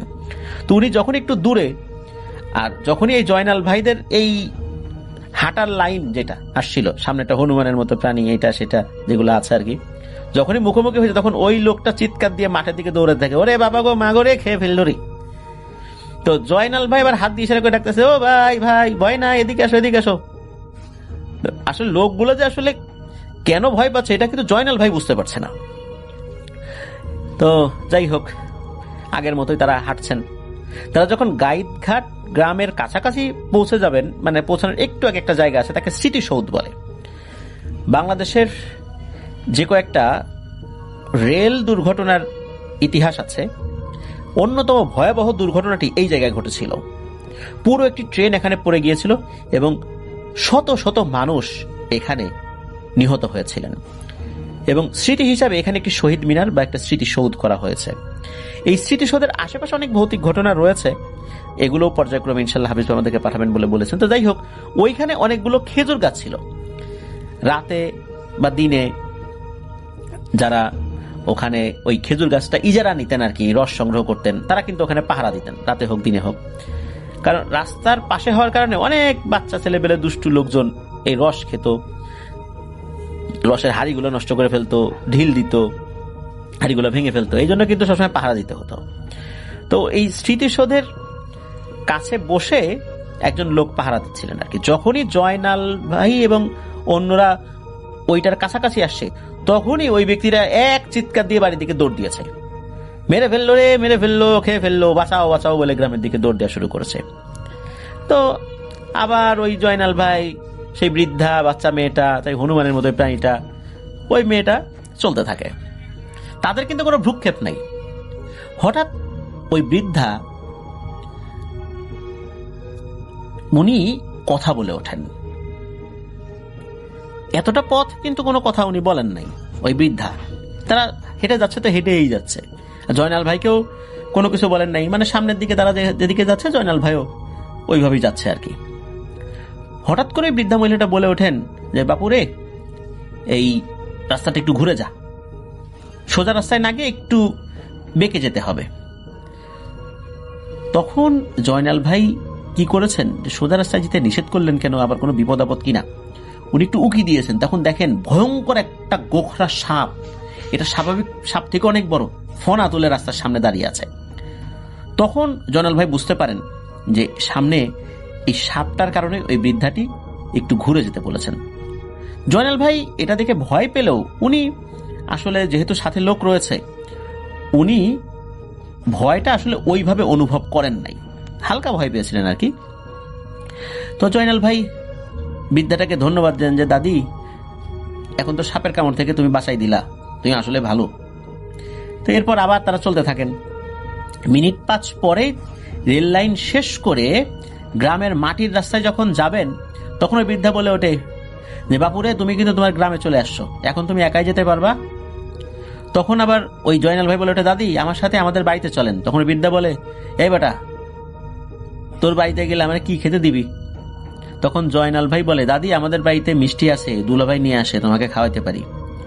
তখন এরই মধ্যে ওই বৃদ্ধা বলে ওঠেন যে, আচ্ছা যা, আজকে না, অন্য আর একদিন তোর কাছে আমি মিষ্টি খাবো, আজকে সময় নেই, অনেক কাজ আছে। তো এই কথা যখন হচ্ছে, তখন জয়নাল ভাই দেখে তার 2 চাচা আর খেজুর গাছ পাহারা দেওয়ার ওই ব্যক্তি দূর থেকে চিৎকার করে বলছে, জয়নাল, তুই সাইকেল রেখে দৌড় দে, দৌড় দে, দৌড় দে, তাড়াতাড়ি দৌড় দে। আর চাচারা দূর থেকে মনে হচ্ছে কিছু দেখে ভয় পাচ্ছে। এদিকে চাচাকে দেখে জয়নাল ভাই ভয় পায়। এই কারণে ভয় পায়, সাইকেল নিয়ে যেতে না বলে বলছে সাইকেল রেখে দৌড় দে। ঘটনা কি, কারণটা কি? মানে উনি তো আসলে অতটা বয়স হয়নি, বুঝতে পারছেন না যে আসলে কারণটা কি, কেন এইভাবে বলছেন, আর তার সাথে যেগুলো রয়েছে এগুলো আসলে কি, এটাও তো জয়নাল ভাই আসলে বুঝতে পারছেন না। তবে এতটুকু বুঝতে পারেন যে তাকে হয়তো সবাই খুঁজছে, এই জন্য ডাকছে। আর তাকে এইভাবে ডাকছে, দেরিতে বাড়িতে আসছে, এখন ধরে নিয়ে গিয়ে বাড়িতে মারধর করবে। তো যাই হোক, বাড়িতে তো যেতেই হবে। জয়নাল ভাই ওই দাদি যাকে ডেকেছে তার কাছ থেকে বিদায় নিয়ে যখনই জয়নাল ভাইয়ের চাচাদের কাছাকাছি এসেছেন, তখন চাচারা শাসন করার পরিবর্তে উল্টো জয়নাল ভাইকে আদর করা শুরু করছে, মনে করে জয়নাল ভাইকে বকাঝকা করবে, মারধর করবে। তখন ওই খেজুর গাছ পাহারা দেওয়া লোকটা জিজ্ঞেস করে, হ্যাঁ রে জয়নাল, তোর সাথে ওই 3টা দানব আসলো কোত্থেকে? আবার তাদের সাথে তুই কথাও বলতেছিলি, তোর ভয় লাগে নাই? তখন জয়নাল ভাই বুঝতে পারে এতক্ষণ সবাই ভয় পেয়ে কেন পালাচ্ছিল। জয়নাল ভাই এইবার খুব ভয় পায়, তখন সব কথা চাচাকে খুলে বলে। তখন উপস্থিত সবাই বলে যে, আমরা শুনছি যে তুই সাইকেল নিয়ে জয়রামপুর গেছিস, এই কথা শুনে আমরা আগায় আসছি। আসার পথে দেখি যে একজন দৌড়াতে দৌড়াতে গ্রামের দিকে আসছে, জিজ্ঞেস করলে কি হয়েছে, বলে যে তোর সাথে নাকি বিশাল আকৃতির 3টা দানবকে দেখেছে। এই কথা তো বিশ্বাস করিনি, এই জন্য তাকে সাথে নিয়ে আগায় আসি, চিন্তা করছি তোর ভয়ানক কোনো একটা বিপদ হতে যাচ্ছে। এসে দেখি তুই সত্যি 3টা দানবের সাথে কথা বলতেছিস। এই 3টা দানবের 3টাই একরকম হনুমানের মতো দেখতে, কিন্তু হনুমানের থেকে 4-5 গুণ বা আরো বেশি গুণ লম্বা হবে। আর এগুলোর প্রত্যেকটার শরীরে মনে হচ্ছে লোমে ঢাকা, আর মুখটা পুড়ে যাওয়া বন মানুষের মতো। মানে হনুমানের মুখটা কালো থাকে, কিন্তু এদের মুখটা মনে হচ্ছে যে কালো তো কালোই, মনে হচ্ছে পুড়ে ঝলসে গেছে এমনটা। এবং দূর থেকে স্পষ্ট বোঝা যাচ্ছিল, তারা এটা বুঝতে পারছিলেন। তো এটা দেখেই তো ওই জয়নাল ভাইকে দৌড় দিতে বলছিলেন আর কি তারা। এই সমস্ত কথা শুনে জয়নাল ভাই খুব ভয় পেয়ে যান। সবাই মিলে জয়নাল ভাইকে বাড়িতে নিয়ে যান। জয়নাল ভাইয়ের তো প্রচন্ড জ্বর আসছে, যদিও বা 1 সপ্তাহ পর জ্বর ঠিক হয়ে যায়, খুব একটা সমস্যা আর হয়নি। এরপর কেটে যায় প্রায় 14 বছর, সাল 2011। তো একদিন জয়রামপুর গ্রামে তার এক আত্মীয় মারা যায়, মানে জয়নাল ভাই আত্মীয় মারা যায়, লাশ মাটি দিয়ে ফিরতে ফিরতে রাত প্রায় 11টা বেজে যায়। তো জয়নাল ভাই জয়রামপুর রেল লাইন ধরে হাঁটা শুরু করলে যখন ওই ফাঁকাপুল নামক ওই জায়গার কাছে আসে, তখন হঠাৎ করে দেখে যে রাস্তার উপর একজন মাথা নিচু করে বসে আছে। জয়নাল ভাই কাছাকাছি আসতে একটা আওয়াজ ভেসে আসে, সেটা হলো, কিরে নাতি, মিষ্টি তো খাওয়ালি না, এই বলে হাসি দেয়। একথা শুনে জয়নাল ভাই যখনই ওই মহিলার দিকে তাকিয়েছে, দেখে সেই বৃদ্ধা একদিন যে তার অনেক উপকার করেছিল। সাথে এটাও মনে পড়ে যে চাচারা বলেছিল এটা ছিল ভয়ঙ্কর দানব। ওই কথা মনে পড়তেই আসলে জয়নাল ভাই তো মারাত্মক ভয় পেয়েছেন। তো উনি এটা নিতে পারেন না, সাথে সাথে অজ্ঞান হয়ে যান। তো জয়নাল ভাই যখন ঘুম ভাঙে তখন গভীর রাত, উনি দেখেন পরিবারের সবাই তার পাশে রয়েছে। তখন জয়নাল ভাইকে জিজ্ঞেস করে কি হয়েছে। তো জয়নাল ভাই এটা বলেছেন, অজ্ঞান হয়ে গেছেন, ওনার কিছু মনে নাই। এরপরে লোকজন ওই পথ দিয়ে ফেরার সময় জয়নাল ভাইকে দেখে তখন তাকে উঠিয়ে নিয়ে আসে। তো যাই হোক, জয়নাল ভাই তো বলেন যে আসলে উনি অজ্ঞান হয়ে গিয়েছিলেন, ভয়টাই পেয়েছেন, তবে খুব বেশি ডিপে যে বলেছেন, যে খালি বলেছেন যে ভয় পেয়েছেন। হ্যাঁ, একদম যে ওই মহিলা মিষ্টি খেতে চেয়েছেন এটা সেটা ওইভাবে আসলে তেমন বলেন নাই। তো জয়নাল ভাই এরপরে ভালো একজন হুজুরের সাথে বিষয়টি নিয়ে আলোচনা করেন। হুজুর সব ঘটনা শুনে তাকে বলেন যে এরা খারাপ শ্রেণীর জিন হলেও কাউকে কোনো ক্ষতি করে না, আর তোমাকে ছোটবেলায় উপকার করেছে শুধুমাত্র দাদি বলে ডাকার কারণে, আর তুমি কান্না করছিলে, পাশাপাশি তোমার বয়স কম ছিল, এই কারণে তোমাকে সেদিন উপকার করেছিল। এখন যেহেতু রাস্তায় তোমাকে দেখে বৃদ্ধা জিনটা মজা করে তোমার কাছে মিষ্টি খেতে চেয়েছে, আর তুমি তো ভয় আসলে অজ্ঞান হয়ে গিয়েছো, যাই হোক তোমার কোনো উপকার ছাড়া ক্ষতি করবে না। তুমি যদি মনে করো তুমি ওই বৃদ্ধাকে মিষ্টি দিয়ে আসতে পারো, ওরা তোমার কোনো ক্ষতি করবে না। তো হুজুরের এই কথাগুলো জয়নাল ভাইয়ের খুব মনে ধরে। 2014 সালের দিকে জয়নাল ভাইয়ের একটা ছেলে সন্তান হয়। উনি সিদ্ধান্ত নেন এই খুশিতে ওই বৃদ্ধাদের জন্য উনি মিষ্টি নিয়ে যাবেন। উনি 12 কেজি খুব ভালো মানের মিষ্টি নিয়ে কাউকে কিছু না বলে ওই বৃদ্ধার উদ্দেশ্যে যায়। তো সেই জায়গায় যাওয়ার পরে দেখেন ওই বৃদ্ধা, সেই ছোট্ট মেয়েটি এবং ওই হনুমানের মতো প্রাণীটি ওখানে দাঁড়িয়ে আছে। জয়নাল ভাই সেই বৃদ্ধার কাছে আসতে বৃদ্ধা বলে, তুই এখানে আসতেছিস, আমি এই খবর পাইছি, আমি অনেক খুশি হয়েছি যে তুই আমরা কে জানার পরেও মিষ্টি নিয়ে আসছিস। তখন জয়নাল ভাই, দাদি এখন থেকে আমার যখন মন চাইবে তোমার জন্য মিষ্টি নিয়ে আসবো। তো ওই বৃদ্ধা জয়নালের সন্তানের জন্য একটা স্বর্ণের চেইন উপহার দিয়েছিল। এরপর থেকে এখন পর্যন্ত ওই জয়নাল এবং ওই বৃদ্ধার মাঝে দেখা সাক্ষাৎ হয়, কথা হয়, এখনো ভালো একটা সম্পর্ক রয়েছে। তো ওই যে বৃদ্ধা ছোট মেয়ে আর যে হনুমানের মতো প্রাণীটা, এটা নাকি অনেকবারই ওই জয়নাল ভাইয়ের পরিবারকে নাকি দেখা দিয়েছে, তবে ভিন্ন ভিন্ন ভাবে এসেছে। তবে জয়নাল ভাইয়ের পরিবার এটা দেখে কখনোই ভয় পায় নাই। তো এটাই ছিল ঘটনা।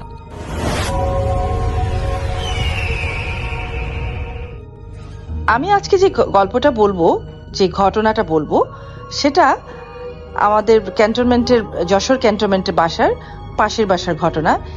একই বাসায় আমি দুজনের ঘটনাটা বলবো। সো প্রথমে আমি যার কাছ থেকে আমি গল্পটা শুনেছি, আমি তার ঘটনাটা বলবো। আমাদের পাশের বাসায় তখন থাকতেন মতিউর রহমান আঙ্কেল, যিনি পরে জেনারেল মতিউর রহমান। আমি জানি না ওনাকে সবাই চিনে কিনা।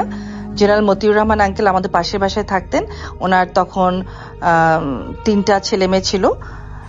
সো সবচেয়ে মজার কথা হলো, একটু না বলে পারছি না, ওনার পরে আরো একটা মেয়ে হয়েছিল।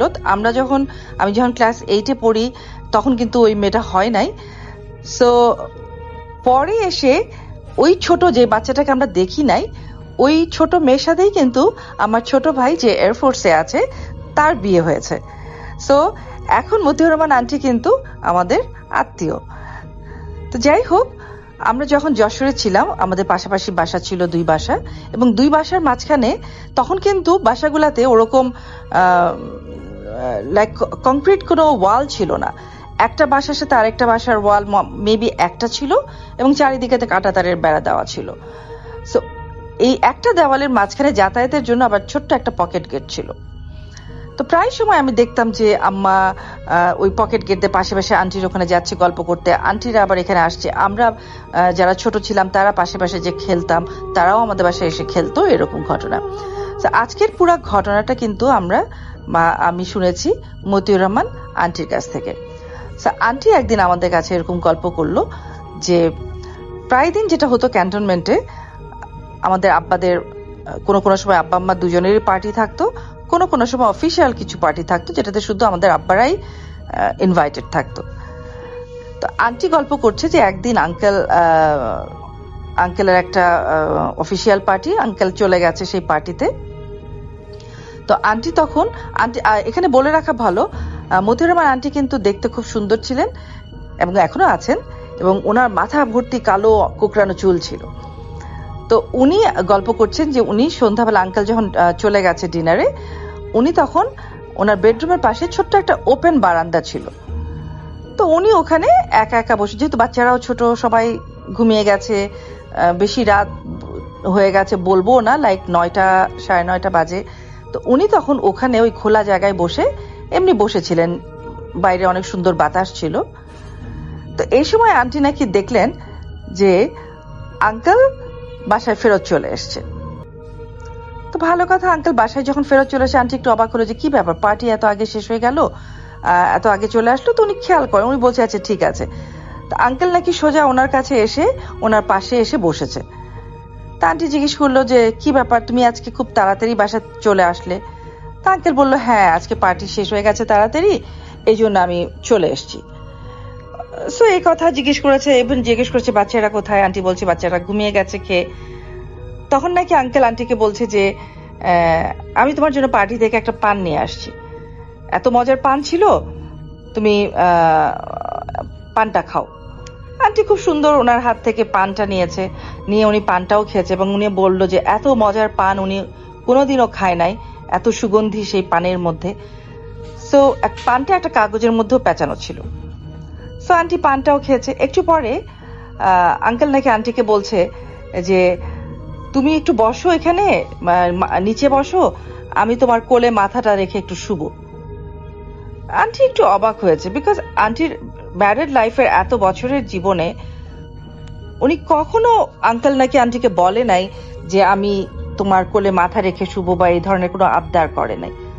আন্টি একটু অবাক হয়েছে, হওয়ার পরেও আন্টি নিচে শুয়েছে এবং আঙ্কেল কিন্তু আন্টির কোলে মাথা রেখে শুয়েছে। এর মাঝখানে আন্টি কয়েকবার আঙ্কেলকে বলছে যে চলো ভিতরে যাই, অনেক রাত হয়ে গেছে, কিন্তু আঙ্কেল বারে বারে নাকি বলছে যে আরেকটু থাকি, খুব সুন্দর বাতাস হচ্ছে, আরেকটু থাকি। আন্টি আরো কিছু বলছে না, ওনার মাথার বিলিয়ে কেটে দিচ্ছে, চুলে বিভিন্ন রকম গল্প করছে, পান খাচ্ছে। এর মধ্যে কেন জানি আন্টি বলল যে ওনার একটা সিক্স সেন্স কাজ করেছে, ওনার একটু কেন জানি উনি বলতে পারছে না যে কিছু একটু ওনার কাছে অস্বাভাবিক লাগছে বা আনকমফোর্টেবল লাগছে।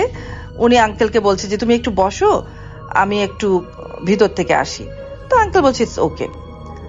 দেন আন্টি যেটা করেছে, উনি বাসার ভিতরে ঢুকেছে, সোজা ঢুকে উনি স্ট্রেট যেখানে যেই মেসে পার্টি হচ্ছে ওখানে উনি ফোন করেছে। করে উনি বলছে যে তখন আঙ্কেল তখন মেজর ছিলেন বা কর্নেল ছিলেন কিছু একটা, বলছেন যে উনি কি পার্টিতে এখনো আছে, যিনি ফোন ধরেছে তাকে বলেছে।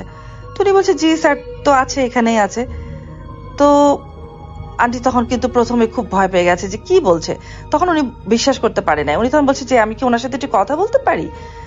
তখন উনি ফোনটা হোল্ডে রেখে আঙ্কেলকে ডাকতে গেছে, এবং আন্টি খুব ভয় পেয়ে গেছে তখন, যখন আঙ্কেল ওই পাশ থেকে ফোনটা ধরে বলছে যে হ্যাঁ বলো, আমি কি ব্যাপার? আন্টি বলছে তুমি কি এখনো পার্টিতে? আঙ্কেল বলছে হ্যাঁ এখনো পার্টিতে আমি। কেন, কি হয়েছে?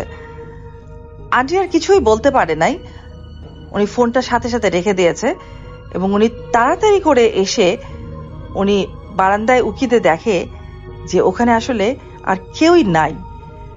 এবং আন্টি বলল যে আমি ওই মুহূর্তে উনি একদম ফ্রিজ হয়ে গেছে, উনি আর কি বলবে ভাষা পায় নাই। কিন্তু আন্টি আমাদেরকে বলল যে ওই যে পানটা মোড়ানো ছিল কাগজটার মধ্যে, ওটা কিন্তু তখনও আন্টির হাতেই ছিল, এবং অনেকদিন পর্যন্ত নাকি আন্টি সেই পানের সেই কাগজ। ইন দ্য মিন টাইম রাত যখন লাইক 10:30 11টা বেজেছে, আঙ্কেল ফেরত এসছে, আন্টি তখন আঙ্কেলকে পুরো ঘটনাটা বলছে, এবং আঙ্কেল তো বিশ্বাসই করতে পারছে না, যে বলছে যে না তুমি নিশ্চয়ই ভুল কিছু দেখেছো, এরকম হতেই পারে না।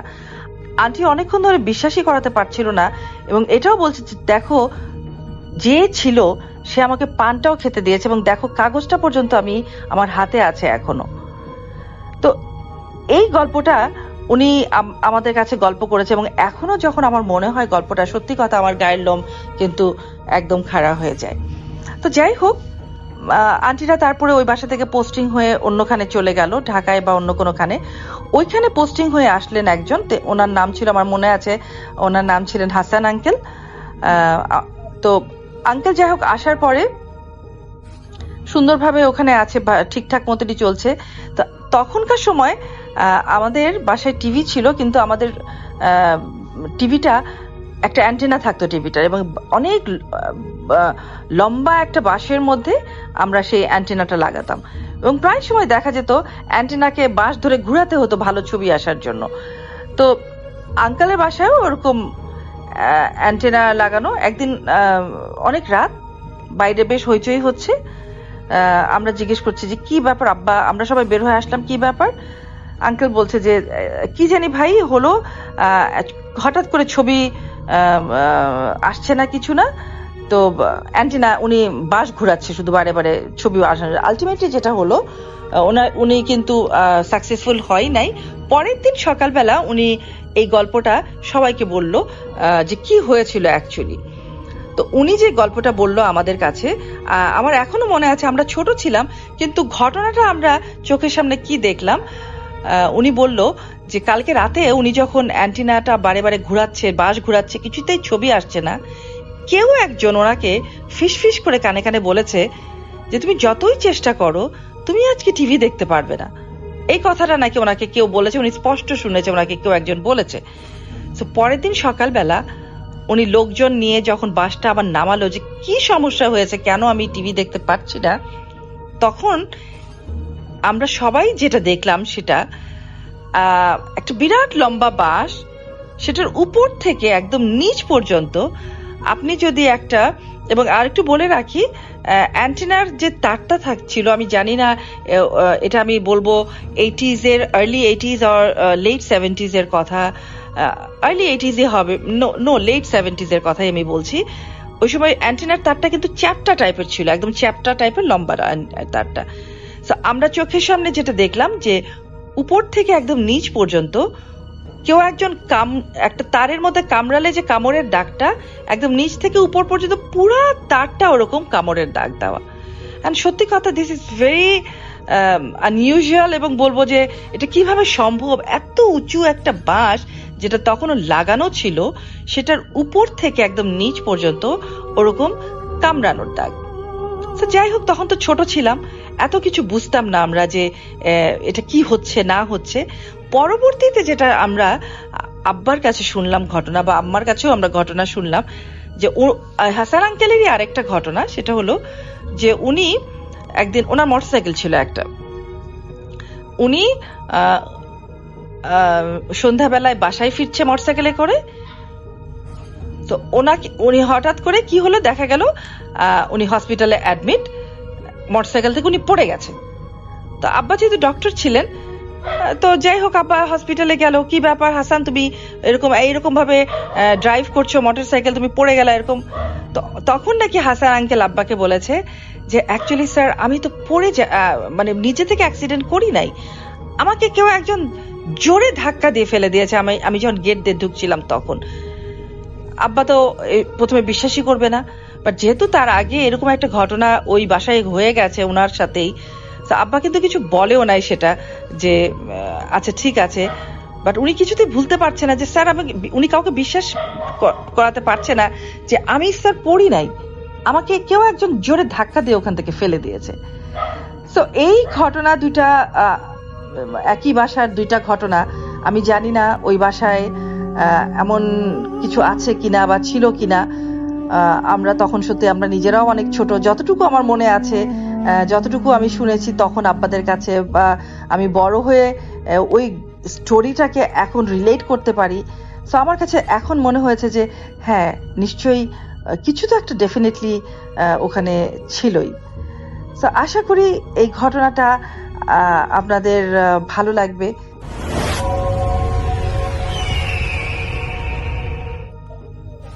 আসসালামু আলাইকুম ভাইয়া, কেমন আছেন? এবং শুভরাত ভূত FM এর রহস্যপ্রিয় শ্রোতা বন্ধুরা। আশা করছি সবাই নিজ নিজ ঘরে হেডফোনটা কানে নিয়ে চারপাশের আলো নিভিয়ে আজকের রাতের ভয়ঙ্করতম অভিজ্ঞতার মুখোমুখি হওয়ার জন্য তৈরি হয়ে নিয়েছেন। আজকে আপনাদের সামনে আমি এমন একটি সত্য ঘটনা তুলে ধরব যা শোনার পর হয়তো আপনার নিজের চেনা ঘরটাকেও অচেনা আর ভয়ঙ্কর মনে হতে পারে। আজকের এই ঘটনাটি কোনো গল্প নয়, আমাদের কাছে বিস্তারিত লিখে পাঠিয়েছেন জামিল হোসেন। তিনি কুষ্টিয়া সরকারি কলেজের গণিত বিভাগের প্রাক্তন ছাত্র। সাল তখন 2019। এক থমথমে বর্ষার রাতে কুষ্টিয়ার এক নির্জন এলাকায় তার সাথে ঘটে যাওয়া সেই হাড় হিম করার অভিজ্ঞতা আজকে আমি আপনাদের শোনাব। চলুন সরাসরি চলে যাই জামিল ভাইয়ের সেই ভয়ঙ্কর অতীতে। এই ঘটনা 2019 সালের জুলাই মাসের মাঝামাঝি সময়ের। তখন আমি কুষ্টিয়া সরকারি কলেজে অনার্স দ্বিতীয় বর্ষের ছাত্র। তো পড়াশোনার সুবিধার্থে আমি আর আমার 3 বন্ধু আসিফ, রাশেদ, তন্ময় মিলে কুষ্টিয়া শহরের মিলনপাড়া এলাকার একটা পুরনো দোতলা বাড়ির নিচের তলায় মেস হিসেবে ভাড়া নেই। সেই বাড়ি ছিল একটু ভেতরের দিকে, 4-5টা বড় বড় আম আর মেহগনি গাছে ঘেরা। বাড়ির মালিক এক বৃদ্ধ ভদ্রলোক, যিনি একাই ওপর তলায় থাকতেন এবং ভীষণ চুপচাপ প্রাকৃতিক ছিলেন। বাড়িটা পুরনো হলেও বেশ বড় আর সস্তা ছিল, তাই আমরা 4 বন্ধু কোনো কিছু না ভেবেই ওখানে উঠে পড়ি। প্রথমে 1 মাস সবকিছু ঠিকঠাক কাটছিল, কিন্তু বিপত্তি শুরু হলো জুলাই মাসের 20 তারিখে, একটা প্রচণ্ড ঝড় এবং বৃষ্টির রাতে। সেদিন রাত ঠিক আনুমানিক 1:30। কুষ্টিয়া তখন তুমুল বৃষ্টি হচ্ছে, সাথে বজ্রপাতও। ঝড়ের কারণে পুরো মিলনপাড়া এলাকায় বিদ্যুৎ চলে যায়। আমরা 4 বন্ধু ড্রয়িং রুমে একটা মোমবাতি জ্বালিয়ে বসে বসে গল্প করছিলাম। হঠাৎ করেই আমাদের ঘরের ভেতরের তাপমাত্রাটা অস্বাভাবিক রকমের কমে গেল। জুলাই মাসের এই ভ্যাপসা গরমেও আমাদের শরীর শীতে কাঁপতে শুরু করলো। ঠিক তখনই আমরা শব্দটা শুনলাম,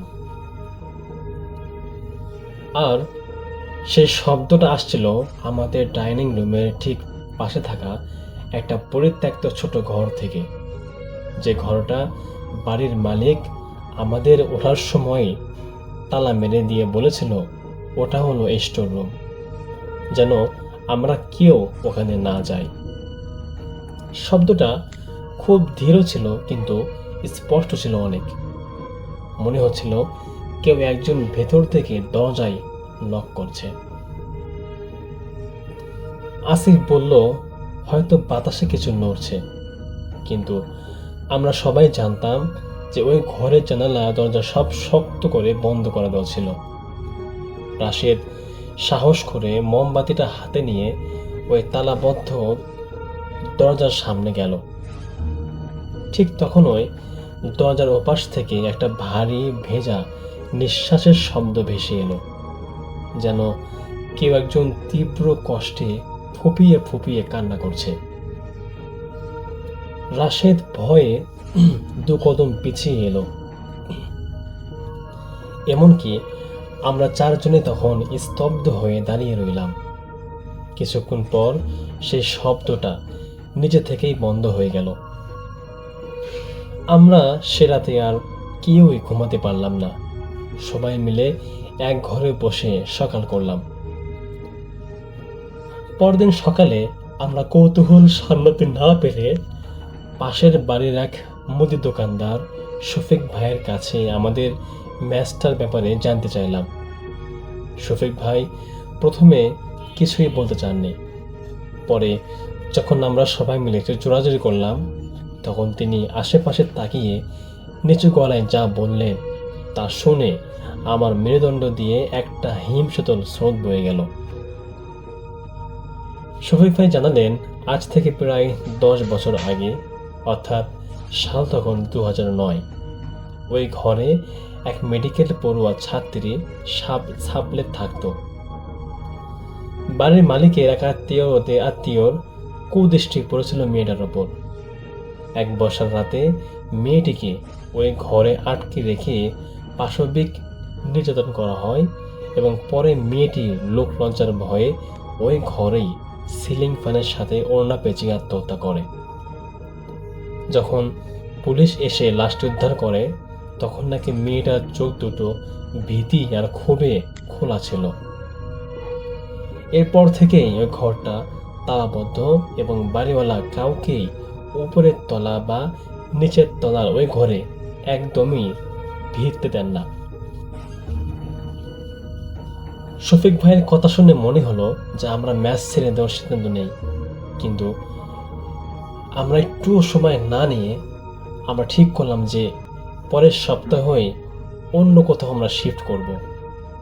কিন্তু আমাদের কপালে যে আরো বড় ভয়ঙ্কর কিছু অপেক্ষা করছে তা আমরা জানতাম না। তার ঠিক 2 দিন পরই, অর্থাৎ 24শে জুলাই, সেদিনও রাতে ছিল প্রচন্ড বৃষ্টি। রাত আনুমানিক 2:45। আমি আর তন্ময় এক রুমেই শুয়েছিলাম, আর অন্য রুমে আসিফ আর রাশেদ। হঠাৎ আমার ঘুম ভেঙে গেল একটা অদ্ভুত শব্দ শুনে। মনে হলো আমাদের ড্রয়িং রুমে কেউ একজন খুব ভারী কিছু টেনে নিয়ে হিচড়ে হিচড়ে হাঁটছে এবং ঘ্যাস ঘ্যাস শব্দ করছে। আমি তন্ময়কে ডাকলাম, ও উঠে বসলো। আমরা মোবাইল ফোনের লাইট জ্বালিয়ে ড্রয়িং রুমে এলাম। ড্রয়িং রুমে আসতেই আমাদের চোখ চড়ক গাছ হয়ে গেল। আসিফ আর রাশেদের ঘরের দরজাটা হা করে খোলা, আর মেঝেতে রক্ত মাখা পায়ের ছাপ। সেই পায়ের ছাপগুলো সোজা গিয়ে ঠেকেছে সেই তালাবদ্ধ স্টোর রুমের দরজার সামনে। আর সবচেয়ে ভয়ঙ্কর বিষয় হলো, সেই স্টোর রুমের তালাটা ভাঙ্গা এবং দরজাটাও সামান্য খোলা। আমাদের বুক ধরফর করতে লাগলো। আমি আর তন্ময় কাঁপতে কাঁপতে সেই ঘরের দরজার কাছে গেলাম। মোবাইলের ফ্ল্যাশ লাইট যখন ভেতরের অন্ধকারে ফেললাম, তখন যা দেখলাম তা মনে করলে আজও আমার গায়ে লোম খাড়া হয়ে যায়। ঘরের মাঝখানে আসিফ আর রাশেদ হাঁটু গেড়ে বসে আছে। তাদের চোখ দুটো একদম জবা ফুলের মতো লাল এবং তারা সম্মোহিতের মতো দেয়ালের দিকে তাকিয়ে আছে। আর দেয়ালের ঠিক ওপরে সিলিং ফ্যানের সাথে ঝুলে আছে একটা অবয়ব। তার পরনে সাদা একটা সালোয়ার কামিজ যা রক্তে ভেজা। তার চুলগুলো উস্কো খুস্কো এবং মুখটা পচে গলে বিকৃত হয়ে গেছে। কিন্তু সবচেয়ে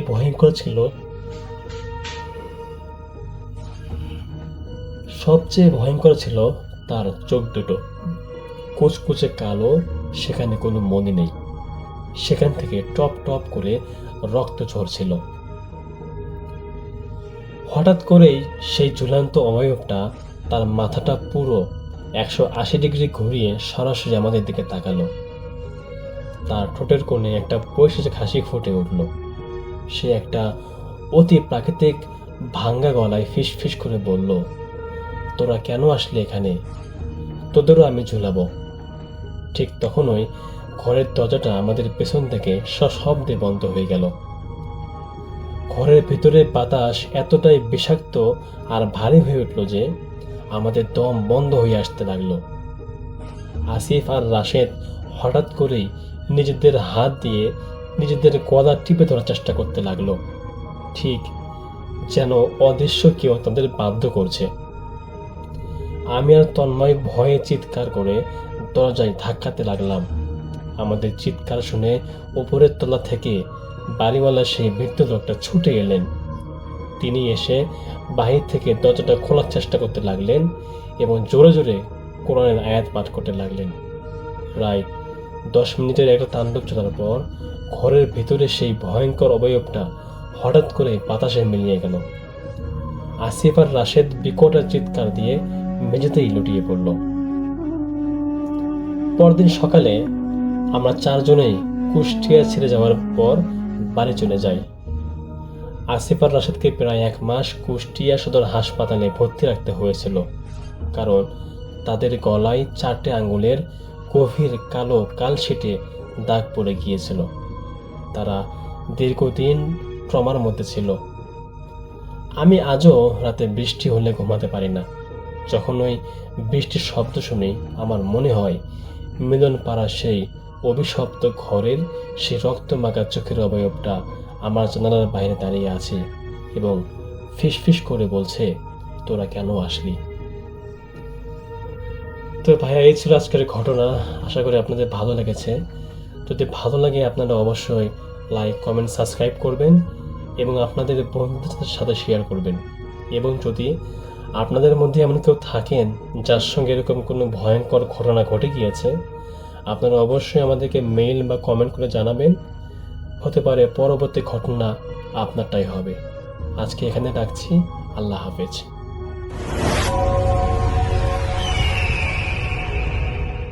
আসসালামু আলাইকুম। আমি নারায়ণগঞ্জ থেকে ফাহিম বলছি।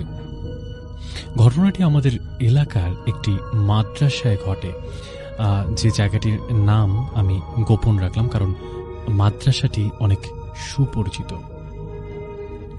এলাকার নাম এবং মাদ্রাসার নামটা আমি গোপন রাখলাম বললে অনেকেই চিনে ফেলবেন, তাই সময় বেশি নষ্ট না করে আমি মূল ঘটনায় চলে যাই। ঘটনাটি শুরু হয় মাদ্রাসার একজন হুজুরকে নিয়ে। হুজুর একদিন বাথরুমে যাওয়ার জন্য রাত 12টা নাগাদ ঘুম থেকে উঠলেন। বলে নেওয়া ভালো যে শিক্ষকদের এবং ছাত্রদের বাথরুম ছিল আলাদা। হুজুর খেয়াল করলেন যে ছাত্রদের ওয়াশরুমে লাইট জ্বালানো এবং কে যেন ভেতরে ছিল। হুজুর মনে করলেন কোনো ছাত্র হবে, রাত্রে প্রয়োজনের জন্য উঠেছে, তাই হুজুর ব্যাপারটা স্বাভাবিকভাবেই নিলেন।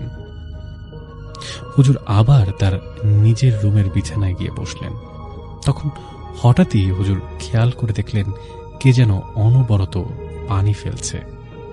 হুজুর মনে করলেন কোনো ছাত্র বুঝি নিচে পানি ফেলছে। পানি পড়া শব্দটি আরো বেশি গাঢ় হতে থাকলো। হুজুর এসে চেক করলেন যে কোনো ছাত্র আসলেই এরকম করছে কিনা। তিনি একটু ধমকের স্বরে ডাক দিলেন, বললেন, এই ভেতরে কে আছিস যে এত পানি ফেলছিস? তিনি তখন কোনো সাড়া পেলেন না। হুজুর আবার ধমক দিয়ে উঠলেন এবং জিজ্ঞেস করলেন ভেতরে কে আছে এবং তাড়াতাড়ি বের হতে বললেন, না হলে তার 12টা বাজাবেন, এমন করে ধমক দিচ্ছিলেন। কিন্তু পানি পড়া কোনো রকমই বন্ধ হচ্ছিল না। তাই হুজুর জোরে দরজাটা ধাক্কা দিলেন। পরে দেখলেন দরজাটা খোলা এবং ভেতরে কেউ নেই। হুজুর ভাবলেন ভেতরে কেউ নেই, কিন্তু পানি কে ছেড়ে রেখেছে। তিনি মনে করলেন যে কোনো ছাত্র হয়তোবা ঘুমের ঘোরে এটা করে রেখেছে। হুজুর পানির কলটা বন্ধ করে লাইটটা নিভিয়ে আবার গিয়ে শুয়ে পড়লেন। কিছুক্ষণ যাওয়ার পর তিনি আবারও পানি পড়ার শব্দ পেতে লাগলেন। বাথরুমের সামনে দাঁড়িয়ে থাকা অবস্থায় তিনি হঠাৎ দেখলেন যে পেছন দিয়ে একটি ছাত্র গেট খুলে বাইর হয়ে গেল মাদ্রাসা থেকে। তিনি তখন মনে করলেন যে ছাত্র হয়তোবা বাইরে গেছে। তিনিও ওই ছাত্রের পেছনে বাইরে গেলেন। গিয়ে দেখলেন বাইরে কোনো ছাত্রই নেই, কিন্তু হুজুর স্পষ্ট দেখেছিলেন যে একজন ছাত্র ঠিক মাদ্রাসা থেকে মাদ্রাসার বাইরে চলে গিয়েছে। মাদ্রাসার ভেতর একটা আম গাছ ছিল। বড় আম গাছটি মাদ্রাসার ঠিক মাঠের মাঝখানে ছিল। আম গাছের দিকে তিনি লক্ষ্য করে দেখলেন একটি ছাত্র সে আম গাছটিতে বসে আছে। আম গাছের একেবারে ওপরে মগ ডালে। তখন তিনি রাগ করে বললেন, কিরে, এত রাতে এইখানে এসেছিস কেন? কোনো সাড়া না পেয়ে হুজুর সামনে এগিয়ে গিয়ে দেখল কে আছে। অবাক বিষয় হলো কিছুক্ষণ আগেই তিনি পাঞ্জাবি পরা এবং টুপি পরা একজনকে গাছে দেখেছিলেন, কারণ মাদ্রাসার বাইরে লাইটটি তখন জ্বালানো ছিল, কিন্তু গাছটির কাছে গিয়ে দেখলেন সেখানে কেউ নেই। এবার তিনি বেশ ভয় পেয়ে গেলেন এবং সাথে সাথে তিনি দৌড়ে মাদ্রাসার ভেতরে এসে গেটটি লাগিয়ে দিলেন। সেদিন রাত্রে তার আর কোনো সমস্যা হয়নি। সমস্যাটি হয় পরের দিন রাত্রে। ঠিক সেদিন কারেন্ট চলে গিয়েছিল। অনেক ঘর হওয়ায় হুজুর রাত্রে 12টা নাগাদ বাইরে হলেন এবং গেট খুলে বাইরে হয়ে দেখলেন যে ওই আম গাছে কে যেন বসে রয়েছে এবং জোরে জোরে হাসছে। এবার তিনি তার সাথে যারা লোকজন ছিলেন অথবা যে শিক্ষকরা ছিলেন তাদেরকে ডাক দিলেন যে দেখো, আম গাছের উপরে কে যেন বসে আছে। সবাই দৌড়ে আসলো, দূরে এসে দেখলো যে সেখানে কিছুই নেই। হুজুর বললেন যে এতক্ষণ ছিল, তোমরা ঠিক আসার সাথে সাথে সেই ছাত্রটি উধাও হয়ে গেছে। সবাই ওনার কথাটা তেমন গুরুত্ব দিয়ে নিল না।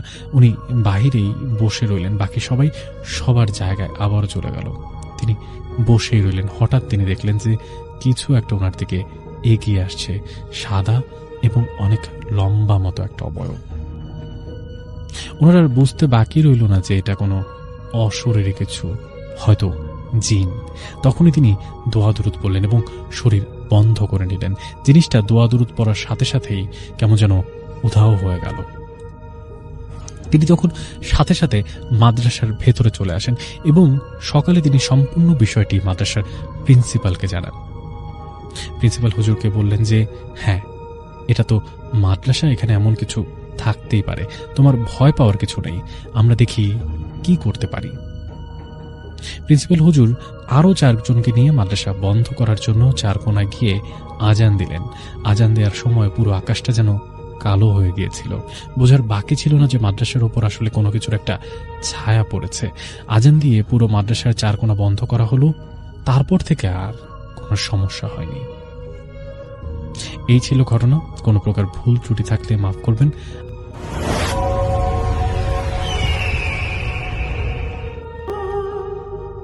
2002 সালের কথা। রাসেল ভাই তখন সাতক্ষীরার প্রত্যন্ত একটি এলাকাতে অনেক বড় একটি মাছের ঘের নিয়ে চিংড়ি মাছের খামার তৈরি করেন, ঘের তৈরি করেন।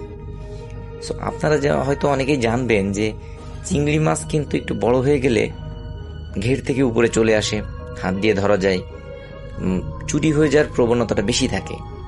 এই কারণে রাসেল ভাই কিন্তু একটা টাইট সিকিউরিটি অ্যারেঞ্জমেন্ট করেন ওখানে, যে আসলে ঘের থেকে যদি মাছ চুরি হয়ে যায় ওনার তো অনেক লস হয়ে যাবে, চিংড়ি মাছের অনেক দাম হয়। সো উনি ওখানে একটা টাইট পাহারার ব্যবস্থা করে। এই পাহারার কাজে নিয়োজিত ছিল একই পরিবারের 3 ভাই। ঘটনার ভিকটিম কিন্তু এই 3 ভাই। হঠাৎ 1-2 বছর 3 বছর পর রাসেল ভাই প্রথম খুব ভালোই লাভে ছিলেন, কিন্তু 2-3 বছর পর উনি লক্ষ্য করতে থাকেন মাছের উৎপাদনও ওই ঘেরটা থেকে অনেক কম হচ্ছে। যেহেতু এই 2-3 বছরে উনি ভালো একটা এক্সপিরিয়েন্স তৈরি করে ফেলেছেন, উনি জানেন যে কিভাবে পরিচর্যা করতে হয়, কিভাবে খাবার দিতে হয়, কেমন মাছ আসতে পারে, এটার একটা আইডিয়া থাকে ওনার ভালো। কিন্তু উনি খেয়াল করেন যে আসলে ওই ঘেরটা থেকে মাছের উৎপাদন অনেক কম হচ্ছে। তখন উনি ওই 3 ভাইকে অনেক বেশি প্রেশার দেওয়া শুরু করেন যে আসলে তোমরা নিশ্চিত ডিউটি দিচ্ছ না ঠিকভাবে, যার ফলে মাছ চুরি হয়ে যাচ্ছে, না হলে তো মাছ কম হওয়ার কোনো সম্ভাবনা নাই।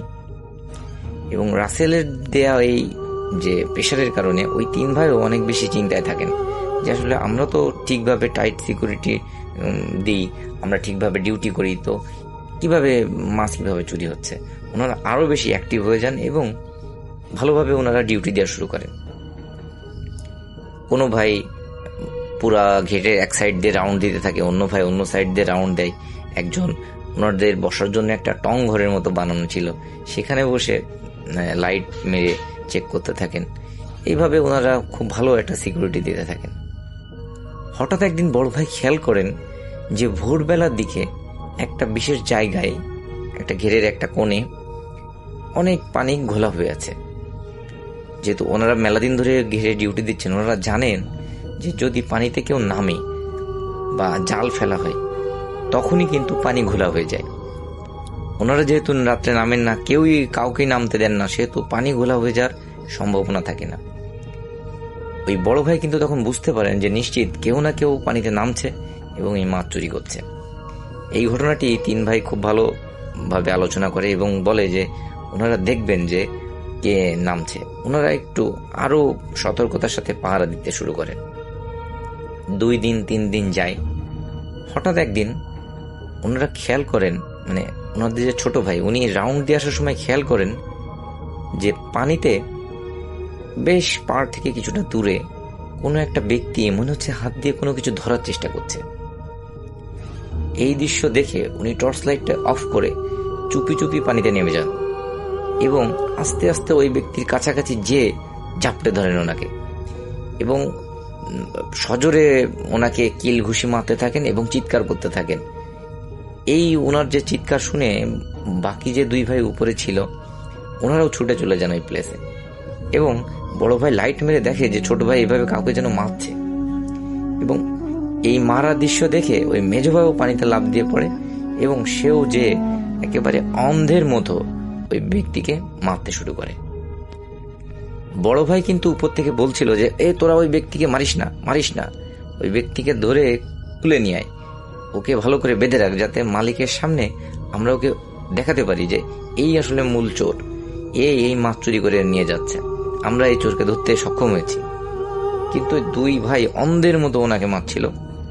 মারতে মারতে মেজো ভাই একটু কষ্ট হয়ে যায়, সে পাড়ে চলে আসে এবং যেই মেজো ভাই পাড়ে চলে আসে ওনারা লক্ষ্য করেন যে পানিতে যদি কোনো কিছুকে বেঁধে হঠাৎ টান দিয়ে পানির নিচে নিয়ে চলে যাওয়া যায়, যে কোনো কিছুকে যেভাবে খুব ফোর্সে পানির ভিতরে চলে যাবে, ওইভাবে ওই ছোট ভাইকে ওই ব্যক্তি টান দিয়ে পানির নিচে নিয়ে চলে যায়। এখানে বলে রাখা ভালো রাসেল ভাই, ওই ঘেরের গভীরতা কিন্তু অনেক বেশি না। যদি ওই ছোট ভাই সোজা হয়ে দাঁড়িয়েও থাকে তাও কিন্তু ওনার বুক পর্যন্ত সর্বোচ্চ পানি হতে পারে, সেহেতু কোনোভাবেই ওনার কিন্তু ওখানে ডুবে যাওয়ার সম্ভাবনা নাই বলতে গেলে চলে। এবং ওই ছোট ভাই ডুবে যাওয়ার পরে ওনারা খেয়াল করেন যে পানির নিচ থেকে, আপনারা হয়তো দেখে থাকবেন যে গ্যাস যদি পানির নিচ থেকে উঠতে থাকে, যেভাবে বুদবুদ হতে থাকে, একটা বড় এরিয়া নিয়ে ওই রকম বুদবুদ উঠতে থাকে। এই দৃশ্য দেখে বড় ভাই এবং ছোট ভাই 2 জন, মানে মেজো ভাই 2 জনই লাফ দিয়ে পড়েন ওখানে, যে ওনারা ওই ছোট ভাইকে খুঁজতে থাকেন। কিন্তু আশ্চর্যজনক ব্যাপার, ওনারা কোনোভাবেই ছোট ভাইকে ওখানে খুঁজে পান না। এরপরে ওনারা পানির থেকে উঠে এসে পুরো ঘেরের এরিয়াটি লাইট নিয়ে ছোট ভাইকে খুঁজতে থাকেন এবং চিৎকার দিলে আশপাশের যে ঘেরের লোকজন যারা ডিউটিতে থাকেন ওনারাও এসে ওনাদের সাথে খুঁজতে থাকেন। কিন্তু আশ্চর্যজনকভাবে সেই ভোরবেলার আগ পর্যন্ত ওনারা ওই ছোট ভাইকে পান না খুঁজে।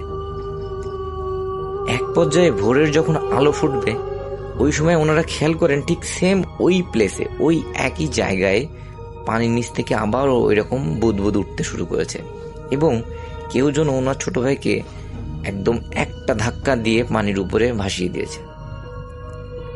ওনারা লাফ দিয়ে পড়ে পানি থেকে ছোট ভাইকে উপরে তোলেন এবং ততক্ষণে ওনারা দেখেন যে আসলে অনেক দেরি হয়ে গেছে, ভাই আর বেঁচে নেই। ওনারা হতভম্ব হয়ে যান যে আসলে কি হলো, এটা তো কোনোভাবে হওয়ার কথা না। এরপরে ওনার মা বাবা ওখানে চলে এসে কান্নাকাটি করতে থাকেন। সবাই খুবই অবাক হয়ে যায় যে কি হয়েছে ব্যাপারটি। কি আর করা, ছোট ভাইকে দাফন কাফন করানো হয় ভালোভাবে। এরপর থেকে ওনাদের সাথে বেশ কিছুদিন আর কোনো ঘটনা ঘটে না। ওনার যে মেজো ভাই, এরপরে একদিন উনি বাজার করে বাড়ি ফিরছিলেন 7:30-8টার সময়, সন্ধ্যা মানে রাত 7:30-8টা। সো ওনাদের বাড়ি আসতে কিছুটা আগে একটা বড় নারকেল গাছ এবং তারপরে একটা বড় গাব গাছ আছে। গাবের ফল আমরা জানি যে গাব যখন পেকে যায়, লাল লাল হয়ে যায়, তখন যদি কারোর গায়ে বা কোনো কিছুতে ছুঁড়ে মারা হয় তখন সেটা ফেটে যাবে, নরম টাইপের হয়ে যায়। তো ওই মেজো ভাই যখন বাজার করে নিয়ে ওই গাছের নিচ দিয়ে আসছিল তখন উনি খেয়াল করেন যে ওনার সামনে, ওনার পিছে, এমনকি এক পর্যায়ে ওনার মাথায় গায়ে কেউ যেন গাব ছুঁড়ে মারছে এই দৃশ্য দেখে উনি কিন্তু ব্যাপক আকারে রেগে যান যে আসলে কোনো শয়তান লোকজন এরকম কার্যক্রম করছে। উনি মারাত্মক ক্ষেপে যান। ওনার কাছে বড় একটি 5 ব্যাটারির লাইট থাকে। ওই লাইটটি উনি গাব গাছে মেরে ভালো করে চেক করেন যে আসলে এই কাজটি কে করছে। ওনার যেহেতু মাথাটাতে ব্যথা লেগেছে, উনি অনেক বেশি রেগে গেছে। আশ্চর্যজনক ব্যাপার, উনি যখন গাছে লাইট মেরে দেখে ওখানে কেউই নাই, কিন্তু তখনও কিন্তু অদৃশ্য থেকে মনে হচ্ছে কেউ গাব ওনার দিকে ছুঁড়ে মারছে। এই দৃশ্য দেখে উনি মারাত্মক আকারে ভয় পান এবং এক ছুটে উনি বাড়িতে চলে আসেন। বাড়িতে আসার পরে উনি কিন্তু ওনার বড় ভাইয়ের সাথে বা ওনার বাবা মার সাথে এই কথাগুলো উনি শেয়ার করেন না। এরপরে উনি যথারীতি খাওয়া দাওয়া করেন এবং ঘুমিয়ে পড়েন। রাত্রে 1টা-1:30টার দিকে, যেহেতু ওনাদের গ্রামের বাড়ি, ওনাদের বাড়ি থেকে টয়লেট একটু দূরে হয়, কাঁচা টয়লেট, পাতালতা দিয়ে ঘেরা। সো উনি টয়লেটে যাবেন। উনি লাইট নিয়ে টয়লেটে যান। টয়লেটে এই এরিয়াটা বেশ বড়। উনি যখন টয়লেটের মধ্যে ঢুকে উনি ব্যাপক আকারে ভয় পেয়ে যান। উনি দেখেন যে ঠিক ওনারা যেই রকম লোককে ওই ঘেরের মধ্যে মেরেছিল, সেম ওইরকম টাইপের একজন লোক ওখানে দাঁড়িয়ে। তার গায়ে মনে হচ্ছে একটা কালো চাদর দেয়া। যেই উনি টয়লেটের মধ্যে ঢোকেন এবং ওই লোকটি ওই চাদর ওনার গায়ের উপরে ফেলে প্রচন্ড মারা শুরু করেন ওনাকে, এবং ওনাকে তুলে তুলে মাটিতে আছাড় দিতে থাকেন। এক পর্যায়ে যখন উনি একেবারে নাজেহাল অবস্থা, উনি আর পারছিলেন না, সেরকম পর্যায়ে ওই কালো অবয়বটি বা ওই কালো অবয়বের মতো লোকটি ওনাকে ওই কাঁচা টয়লেটের মধ্যে ফেলে দেন। উনি যন্ত্রণায় যখন খুব জোরে উনি যখন পড়ে যান ওর মধ্যে আর কি, চিৎকার চেঁচামেচি যন্ত্রণায় কাতরাতে থাকেন, তখন কিন্তু ওই অবয়ব ওখান থেকে চলে যায় এবং ওনার কান্নার শব্দটি, মানে উনি তখন জোরে কান্নাকাটি করতে পারেন। এর আগে পর্যন্ত কিন্তু উনি চিৎকার করার চেষ্টা করছিলেন, হালকা পাতলা চিৎকার করছিলেন, কিন্তু আসলে কিন্তু জোরে চিৎকার উনি করতে পারছিলেন না। কিন্তু যখন এই অবয়বটি চলে যায় তখন উনি জোরে চিৎকার করতে পারেন এবং ওনার চিৎকার শুনে ওনার বাসা থেকে ওনার মা, ভাই, বাবা সবাই বেরিয়ে আসেন এবং এসে দেখেন যে ওনাদের টয়লেটটি কিন্তু অনেক গভীর। ওই গভীর টয়লেটের মধ্যে উনি পড়ে আছেন এবং ওনার হাতে তখন ওই টর্চ লাইটটি জ্বলছে। ওনারা অনেক কষ্টে দড়ি টড়ি ফেলে ওই টয়লেটের মধ্য থেকে ওনাকে টেনে তোলেন উপরে। ওনার অবস্থা এতটাই খারাপ ছিল, উনি কথা বলার মতো কোনো পরিস্থিতিতে ছিলেন না। ওনাকে ভালো করে ওয়াশ করে ওনাকে ওনার বাবা কিছু পানি পড়া দেন, সেইগুলো খেয়ে উনি ঘরে নিয়ে যে ওনাকে শুইয়ে দেওয়া হয়। এরপরে যখন সকাল হওয়ার পরে ওনার সাথে আরও কিছু আজব ঘটনা ঘটতে থাকে। উনি পাগলের মতো প্রলাপ বকতে থাকেন, মাঝে মাঝে আবার ঠিক হয়ে যান। আবার যখন ঠিক হয়ে যান তখন উনি রক্তের মতো বমি করতে শুরু করেন। খুবই একটা ক্রিটিক্যাল সিচুয়েশন ওনার। এরপরে ডাক্তার ডেকে নিয়ে আসা হয় এবং ওনার ট্রিটমেন্ট করানো হয়। বাড়ির সবাই কিন্তু ধারণা করেছিলেন, যেহেতু ওনাদের একটা কাঁচা টয়লেট, ওই কাঁচা টয়লেটের মধ্যে উনি টয়লেট করতে যেই পড়ে গেছেন, এটা সবার ধারণা ছিল। কিন্তু উনি হঠাৎ এক সময় যখন ঠিক হয়ে যান তখন উনি পুরো ঘটনাটিই বলেন। সবাই এই পুরো ঘটনাটি শুনে অনেক বেশি ভয় পেতে শুরু করেন এবং আশপাশের ওনাদের যে প্রতিবেশী ছিলেন তারা বলতে থাকেন যে আসলে ওই ঘেরের আশপাশে একসময় পিশাচের উপদ্রব ছিল, যারা মানুষের বিভিন্ন রকম ক্ষতি করত, মানুষকে ভয় দেখাতো, বাচ্চাদের মেরে ফেলতো, এরকম বহু ঘটনা ঘটত। কিন্তু যখন এই মাছের ঘের করা হয় বা লোকালয় আস্তে আস্তে তৈরি হওয়া শুরু হয় তখন কিন্তু এই জিনিসগুলো অনেক কম হয়ে গেছে। তো এই সব কথা শোনার পরে ওনার বাড়ির লোকেরাও কিন্তু অনেক বেশি ভয় পাওয়া শুরু করেছিলেন। ওনারা একটা কবিরাজকে ডেকে আনেন এবং ওই কবিরাজকে ডেকে এনে কিছু পানি পড়া টড়া তাৎক্ষণিকভাবে দেন, কিন্তু আশ্চর্যজনকভাবে ওই মেজো ভাই সন্ধ্যা 6টা পর্যন্ত বেঁচে ছিলেন। এরপরে হঠাৎ করে উনি রক্তবমি করতে করতেই মারা যান। বাড়িতে একটা শোকের মাতম তৈরি হয়ে যায়, সবাই অনেক বেশি কষ্ট পান, অনেক ভয়ের একটা পরিবেশও হয়ে যায় সাথে সাথে। এরপরে ওই মেজো ভাইকে দাফন কাফন করে দেওয়া হয়। মেজ ভাইকে দাফন কাফন করে দেওয়ার পরে বড় ভাইয়ের ভিতরে কিন্তু একটা আতঙ্ক তৈরি হয়ে যায়। তিনি আর ওই মাছের ঘেরের ওই যে পাহারা দেওয়ার যে কাজ ওটি আর করতে যান না। উনি পার্শ্ববর্তী গ্রাম থেকে একটা ভালো কবিরাজ দেখিয়ে সেখান থেকে তাবিজ টাবিজ অনেক কিছু নিয়ে আসেন এবং উনি ওই বাড়ির যে ওনাদের জমি ছিল সেইগুলো চাষবাস করতে থাকেন। উনি আর ওই পেশায় ফিরে যান না। দীর্ঘ 1-1.5 মাস 2 মাস পার হয়ে যায়, ওনাদের সাথে আর কোনো ঘটনা ঘটে না। হঠাৎ একদিন ওই বড় ভাইয়ের যে স্ত্রী, উনি রাত্রে 11টা-12টার দিকে বাইরে বাথরুম করতে আসবেন। যেহেতু ওনাদের গ্রামে বাড়ি, ওনাদের এমনিতেই অনেক সাহস ছিল, উনি একটা হেরিকেন জ্বালিয়ে বাইরে চলে আসেন এবং বাথরুম করতে থাকেন। বাথরুম করে উনি যখন ফিরছেন তখন উনি খেয়াল করেন ঘরের ভিতরে যেন সাদা, আমরা যখন দেখবেন যে কোথাও কোনো শিল্পীরা স্টেজে পারফর্ম করছে তখন যেমন সাদা ধোঁয়া দেওয়া হয়, ওই টাইপের একটা সাদা ধোঁয়া, কিন্তু ওই ধোঁয়াগুলো তো চারিদিকে ছড়িয়ে পড়ে। এই ধোঁয়া কিন্তু ওইভাবে ছড়িয়ে পড়ছে না, একটা নির্দিষ্ট শেপের মতো, পাতলা একটা নির্দিষ্ট শেপের মতো। সে একদম সুন্দর করে দরজার যে ফাঁকা ওইটা দিয়ে ঘরের মধ্যে চলে যাচ্ছে। এই দৃশ্য দেখে উনি অনেক বেশি ভয় পান এবং মনে করেন যে ওনার স্বামীর হয়তো কোনো বড় ক্ষতি হয়ে যেতে পারে। উনি ছুটে এসে ধাক্কা দিয়ে দরজা খুলে ফেলেন, কিন্তু দেখে ঘরের ভিতরে আসলে কিছুই নাই, কোনো সমস্যা নাই। উনি হেরিকেনটা বেডের পাশে নিয়ে যে দেখেন যে ওনার স্বামী শুয়ে আছে, ঘরের মধ্যে কিছুই নাই, কোনো রকম খারাপ কোনো পরিবেশ না। উনি বেডের পাশে হেরিকেনটি জ্বালিয়ে রেখে উনি শুয়ে পড়েন পাশে। উনি কত সময় ঘুমিয়েছেন ঠিক জানেন না। হঠাৎ ওনার ঘুম ভেঙে যায় যে ঘরের বাইরে মনে হচ্ছে খুব ধাপাধাপি শব্দ হচ্ছে, মনে হচ্ছে কোনো ব্যক্তি প্রচুর প্রহর করছে, ধরে ধরে তুলে তুলে আছাড় মারছে। যেহেতু ওনাদের মাটির বাড়ি, ওনারা ওই ভাইব্রেশনটা ফিল করতে পারছিলেন বেডের উপর থেকে। ওনার মনে যেহেতু একটা আতঙ্ক কাজ করছিল, উনি আর কোনো কিছু খেয়াল না করেই দরজা খুলে বাইরে চলে যান এবং বাইরে চলে যেয়ে একটা দৃশ্য দেখে উনি আতঙ্কে চিৎকার দিয়ে উঠে সেন্সলেস হয়ে যান।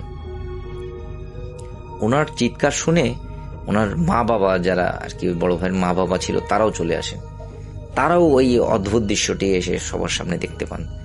ওনারা দেখেন যে কালো একটি অবয়ব, যার কোনো হাত নাই, পা নাই, চোখ নাই, মুখ নাই, কিচ্ছু নাই, সে ওই বড় ভাইকে তুলছে, আছাড় মারছে এবং হাত ধরে এক মাথা থেকে উঠানের অন্য মাথা টেনে নিয়ে যাচ্ছে, আবার অন্য মাথায় চেলে ফেলে দেওয়ার মতো দিচ্ছে।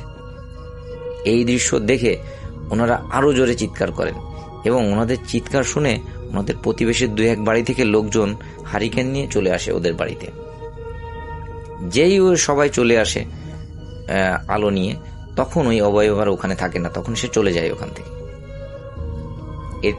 এরপরে ওই বড় ভাইকে ওখান থেকে উদ্ধার করা হয়, ওনাকে ঘরে নিয়ে এসে ভালো করে পরিষ্কার পরিচ্ছন্ন করে আবার বেডে শুইয়ে দেওয়া হয়। কিন্তু ওনার মুখ ডান দিকে বাঁকা হয়ে যায় এবং উনি ডান হাতে আর কোনো সেন্স থাকে না, উনি প্যারালাইজডের মতো হয়ে যান ডান হাত। এরপরে ওনারা আবার কবিরাজকে ডেকে নিয়ে আসেন এবং এক ডাক্তারকে নিয়ে আসেন। বড় ভাইয়ের ট্রিটমেন্ট চলে, কবিরাজও ট্রিটমেন্ট করতে থাকেন, কিন্তু ওনার প্রোগ্রেসটা খুব স্লোভাবে হয়। কবিরাজ অনেক কিছু শুনে, সকলের কথাবার্তা শুনে ওনাদের বাড়ি পরপর 3 দিন আসেন এবং ওই কবিরাজ সাথে করে একজন মৌলানাকে নিয়ে আসেন, যিনি 3য় দিন এসে ওনাদের বাড়ির চারিপাশে বোতলের মধ্যে কিছু একটা লিখে ভরে বাড়ির চারিপাশে পুঁতে দিয়ে যান। এরপর থেকে ওনাদের দ্বৈত ট্রিটমেন্টে উনি আস্তে আস্তে সুস্থ হতে থাকেন। কিন্তু সুস্থ হলেও উনি কিন্তু ওই এক পাশে খুঁড়িয়ে হাঁটেন, একটা হাত প্যারালাইজ থাকে এবং মুখ এক সাইডে বাঁকা হয়ে থাকে। উনি যখন একটু সুস্থ হয়ে যান তখন সবাইকে ওই রাতের ঘটনাটি বর্ণনা করেন। উনি বলেন যে উনি হঠাৎ ঘরের মধ্যে ঘুমিয়েছিলেন, কোনো প্রবলেম না, হঠাৎ উনি খেয়াল করেন যে ঘরের তাপমাত্রা অনেক ঠান্ডা হয়ে যাচ্ছে, মনে হচ্ছে একটা শীতল বাতাস এসে ওনার গায়ের উপর দিয়ে চলে যাচ্ছে। এক পর্যায়ে এত বেশি ঠান্ডা লাগতে শুরু করে, উনি কাঁথা খোঁজার জন্য উঠে বসেন। উঠে বসে উনি খেয়াল করেন যে ওনার সামনে বড় একটা শেপের কোনো মানুষের মতো কিছু একটা দাঁড়িয়ে আছে, যেটি সাদা, সেটি কিন্তু কালো না, সাদা, এবং সে এক টান দিয়ে হঠাৎ ওই বড় ভাইকে রুমের বাইরে নিয়ে যায় এবং বাইরে নিয়ে গিয়ে ওনাকে প্রচণ্ড প্রহার করা শুরু করেন, ওনাকে ধরে মাটিতে আছাড় মারেন।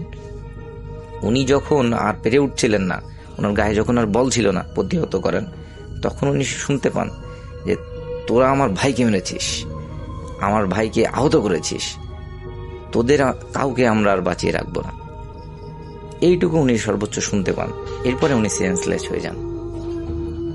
এই কথা শোনার পরে কবিরাজরা ওনাকে অনেক তাবিজ দেন, ওনাকে অনেক পারনি পড়া দেন, বাড়িগুলো বন্ধ করে দেন এবং ওনার সাথে একটা লাল কাপড়ের মধ্যে কিছু জিনিস লিখে ওনাকে বলেন যে ওনার মাজায় হোক বা গলায় হোক বা যে কোনো জায়গায় এই জিনিসটা লাল কাপড়ে এইভাবেই রাখার জন্য। যতদিন উনি এটা ঠিকভাবে রাখতে পারবেন আশা করা যায় ওনার কোনো সমস্যা হবে না। ওই বড় ভাই রাসেল ভাই এখনো বেঁচে আছে। ওর পর থেকে ছোটখাটো সমস্যা হলেও বড় তেমন কোনো সমস্যা হয়নি, কিন্তু উনি অতটা সুস্থভাবে আর চলাফেরা করতে পারেন না। উনি উপার্জনক্ষম অবস্থায়ও আর তেমন একটা নাই। উনি যখন ঘটনাটি আমার সাথে শেয়ার করছিলেন, উনি অঝরে কাঁদছিলেন যে উনি ওই ঘেরের ডিউটি দিতে যে দুই ভাইকে হারিয়েছেন, ওনার জীবনটা এত কঠিন হয়ে গেছে। সো এটি ছিল আমার ঘটনা রাসেল ভাই। প্রিয় লিসেনার, আশা করি প্রত্যেকটি ঘটনা আপনাদের কাছে অনেক বেশি ভালো লেগেছে, কেননা প্রত্যেকটি ঘটনাই ছিল ভয়ঙ্কর বাছাই করা ঘটনা। তো দর্শক, এই ভিডিওর কোন ঘটনাটি আপনাদের কাছে অনেক বেশি ভালো লেগেছে অবশ্যই কমেন্ট বক্সে জানিয়ে দেবেন। আর হ্যাঁ দর্শক, এরকম ভয়ঙ্কর ঘটনা পেতে অবশ্যই এই চ্যানেলটি সাবস্ক্রাইব করিয়ে দেবেন, কেননা পরবর্তী ভিডিওতে যদি আমাদের কোনো রকম সমস্যা না হয়। তো দর্শক, আজকে এই পর্যন্তই। ভালো থাকবেন, সুস্থ থাকবেন, আল্লাহ হাফেজ।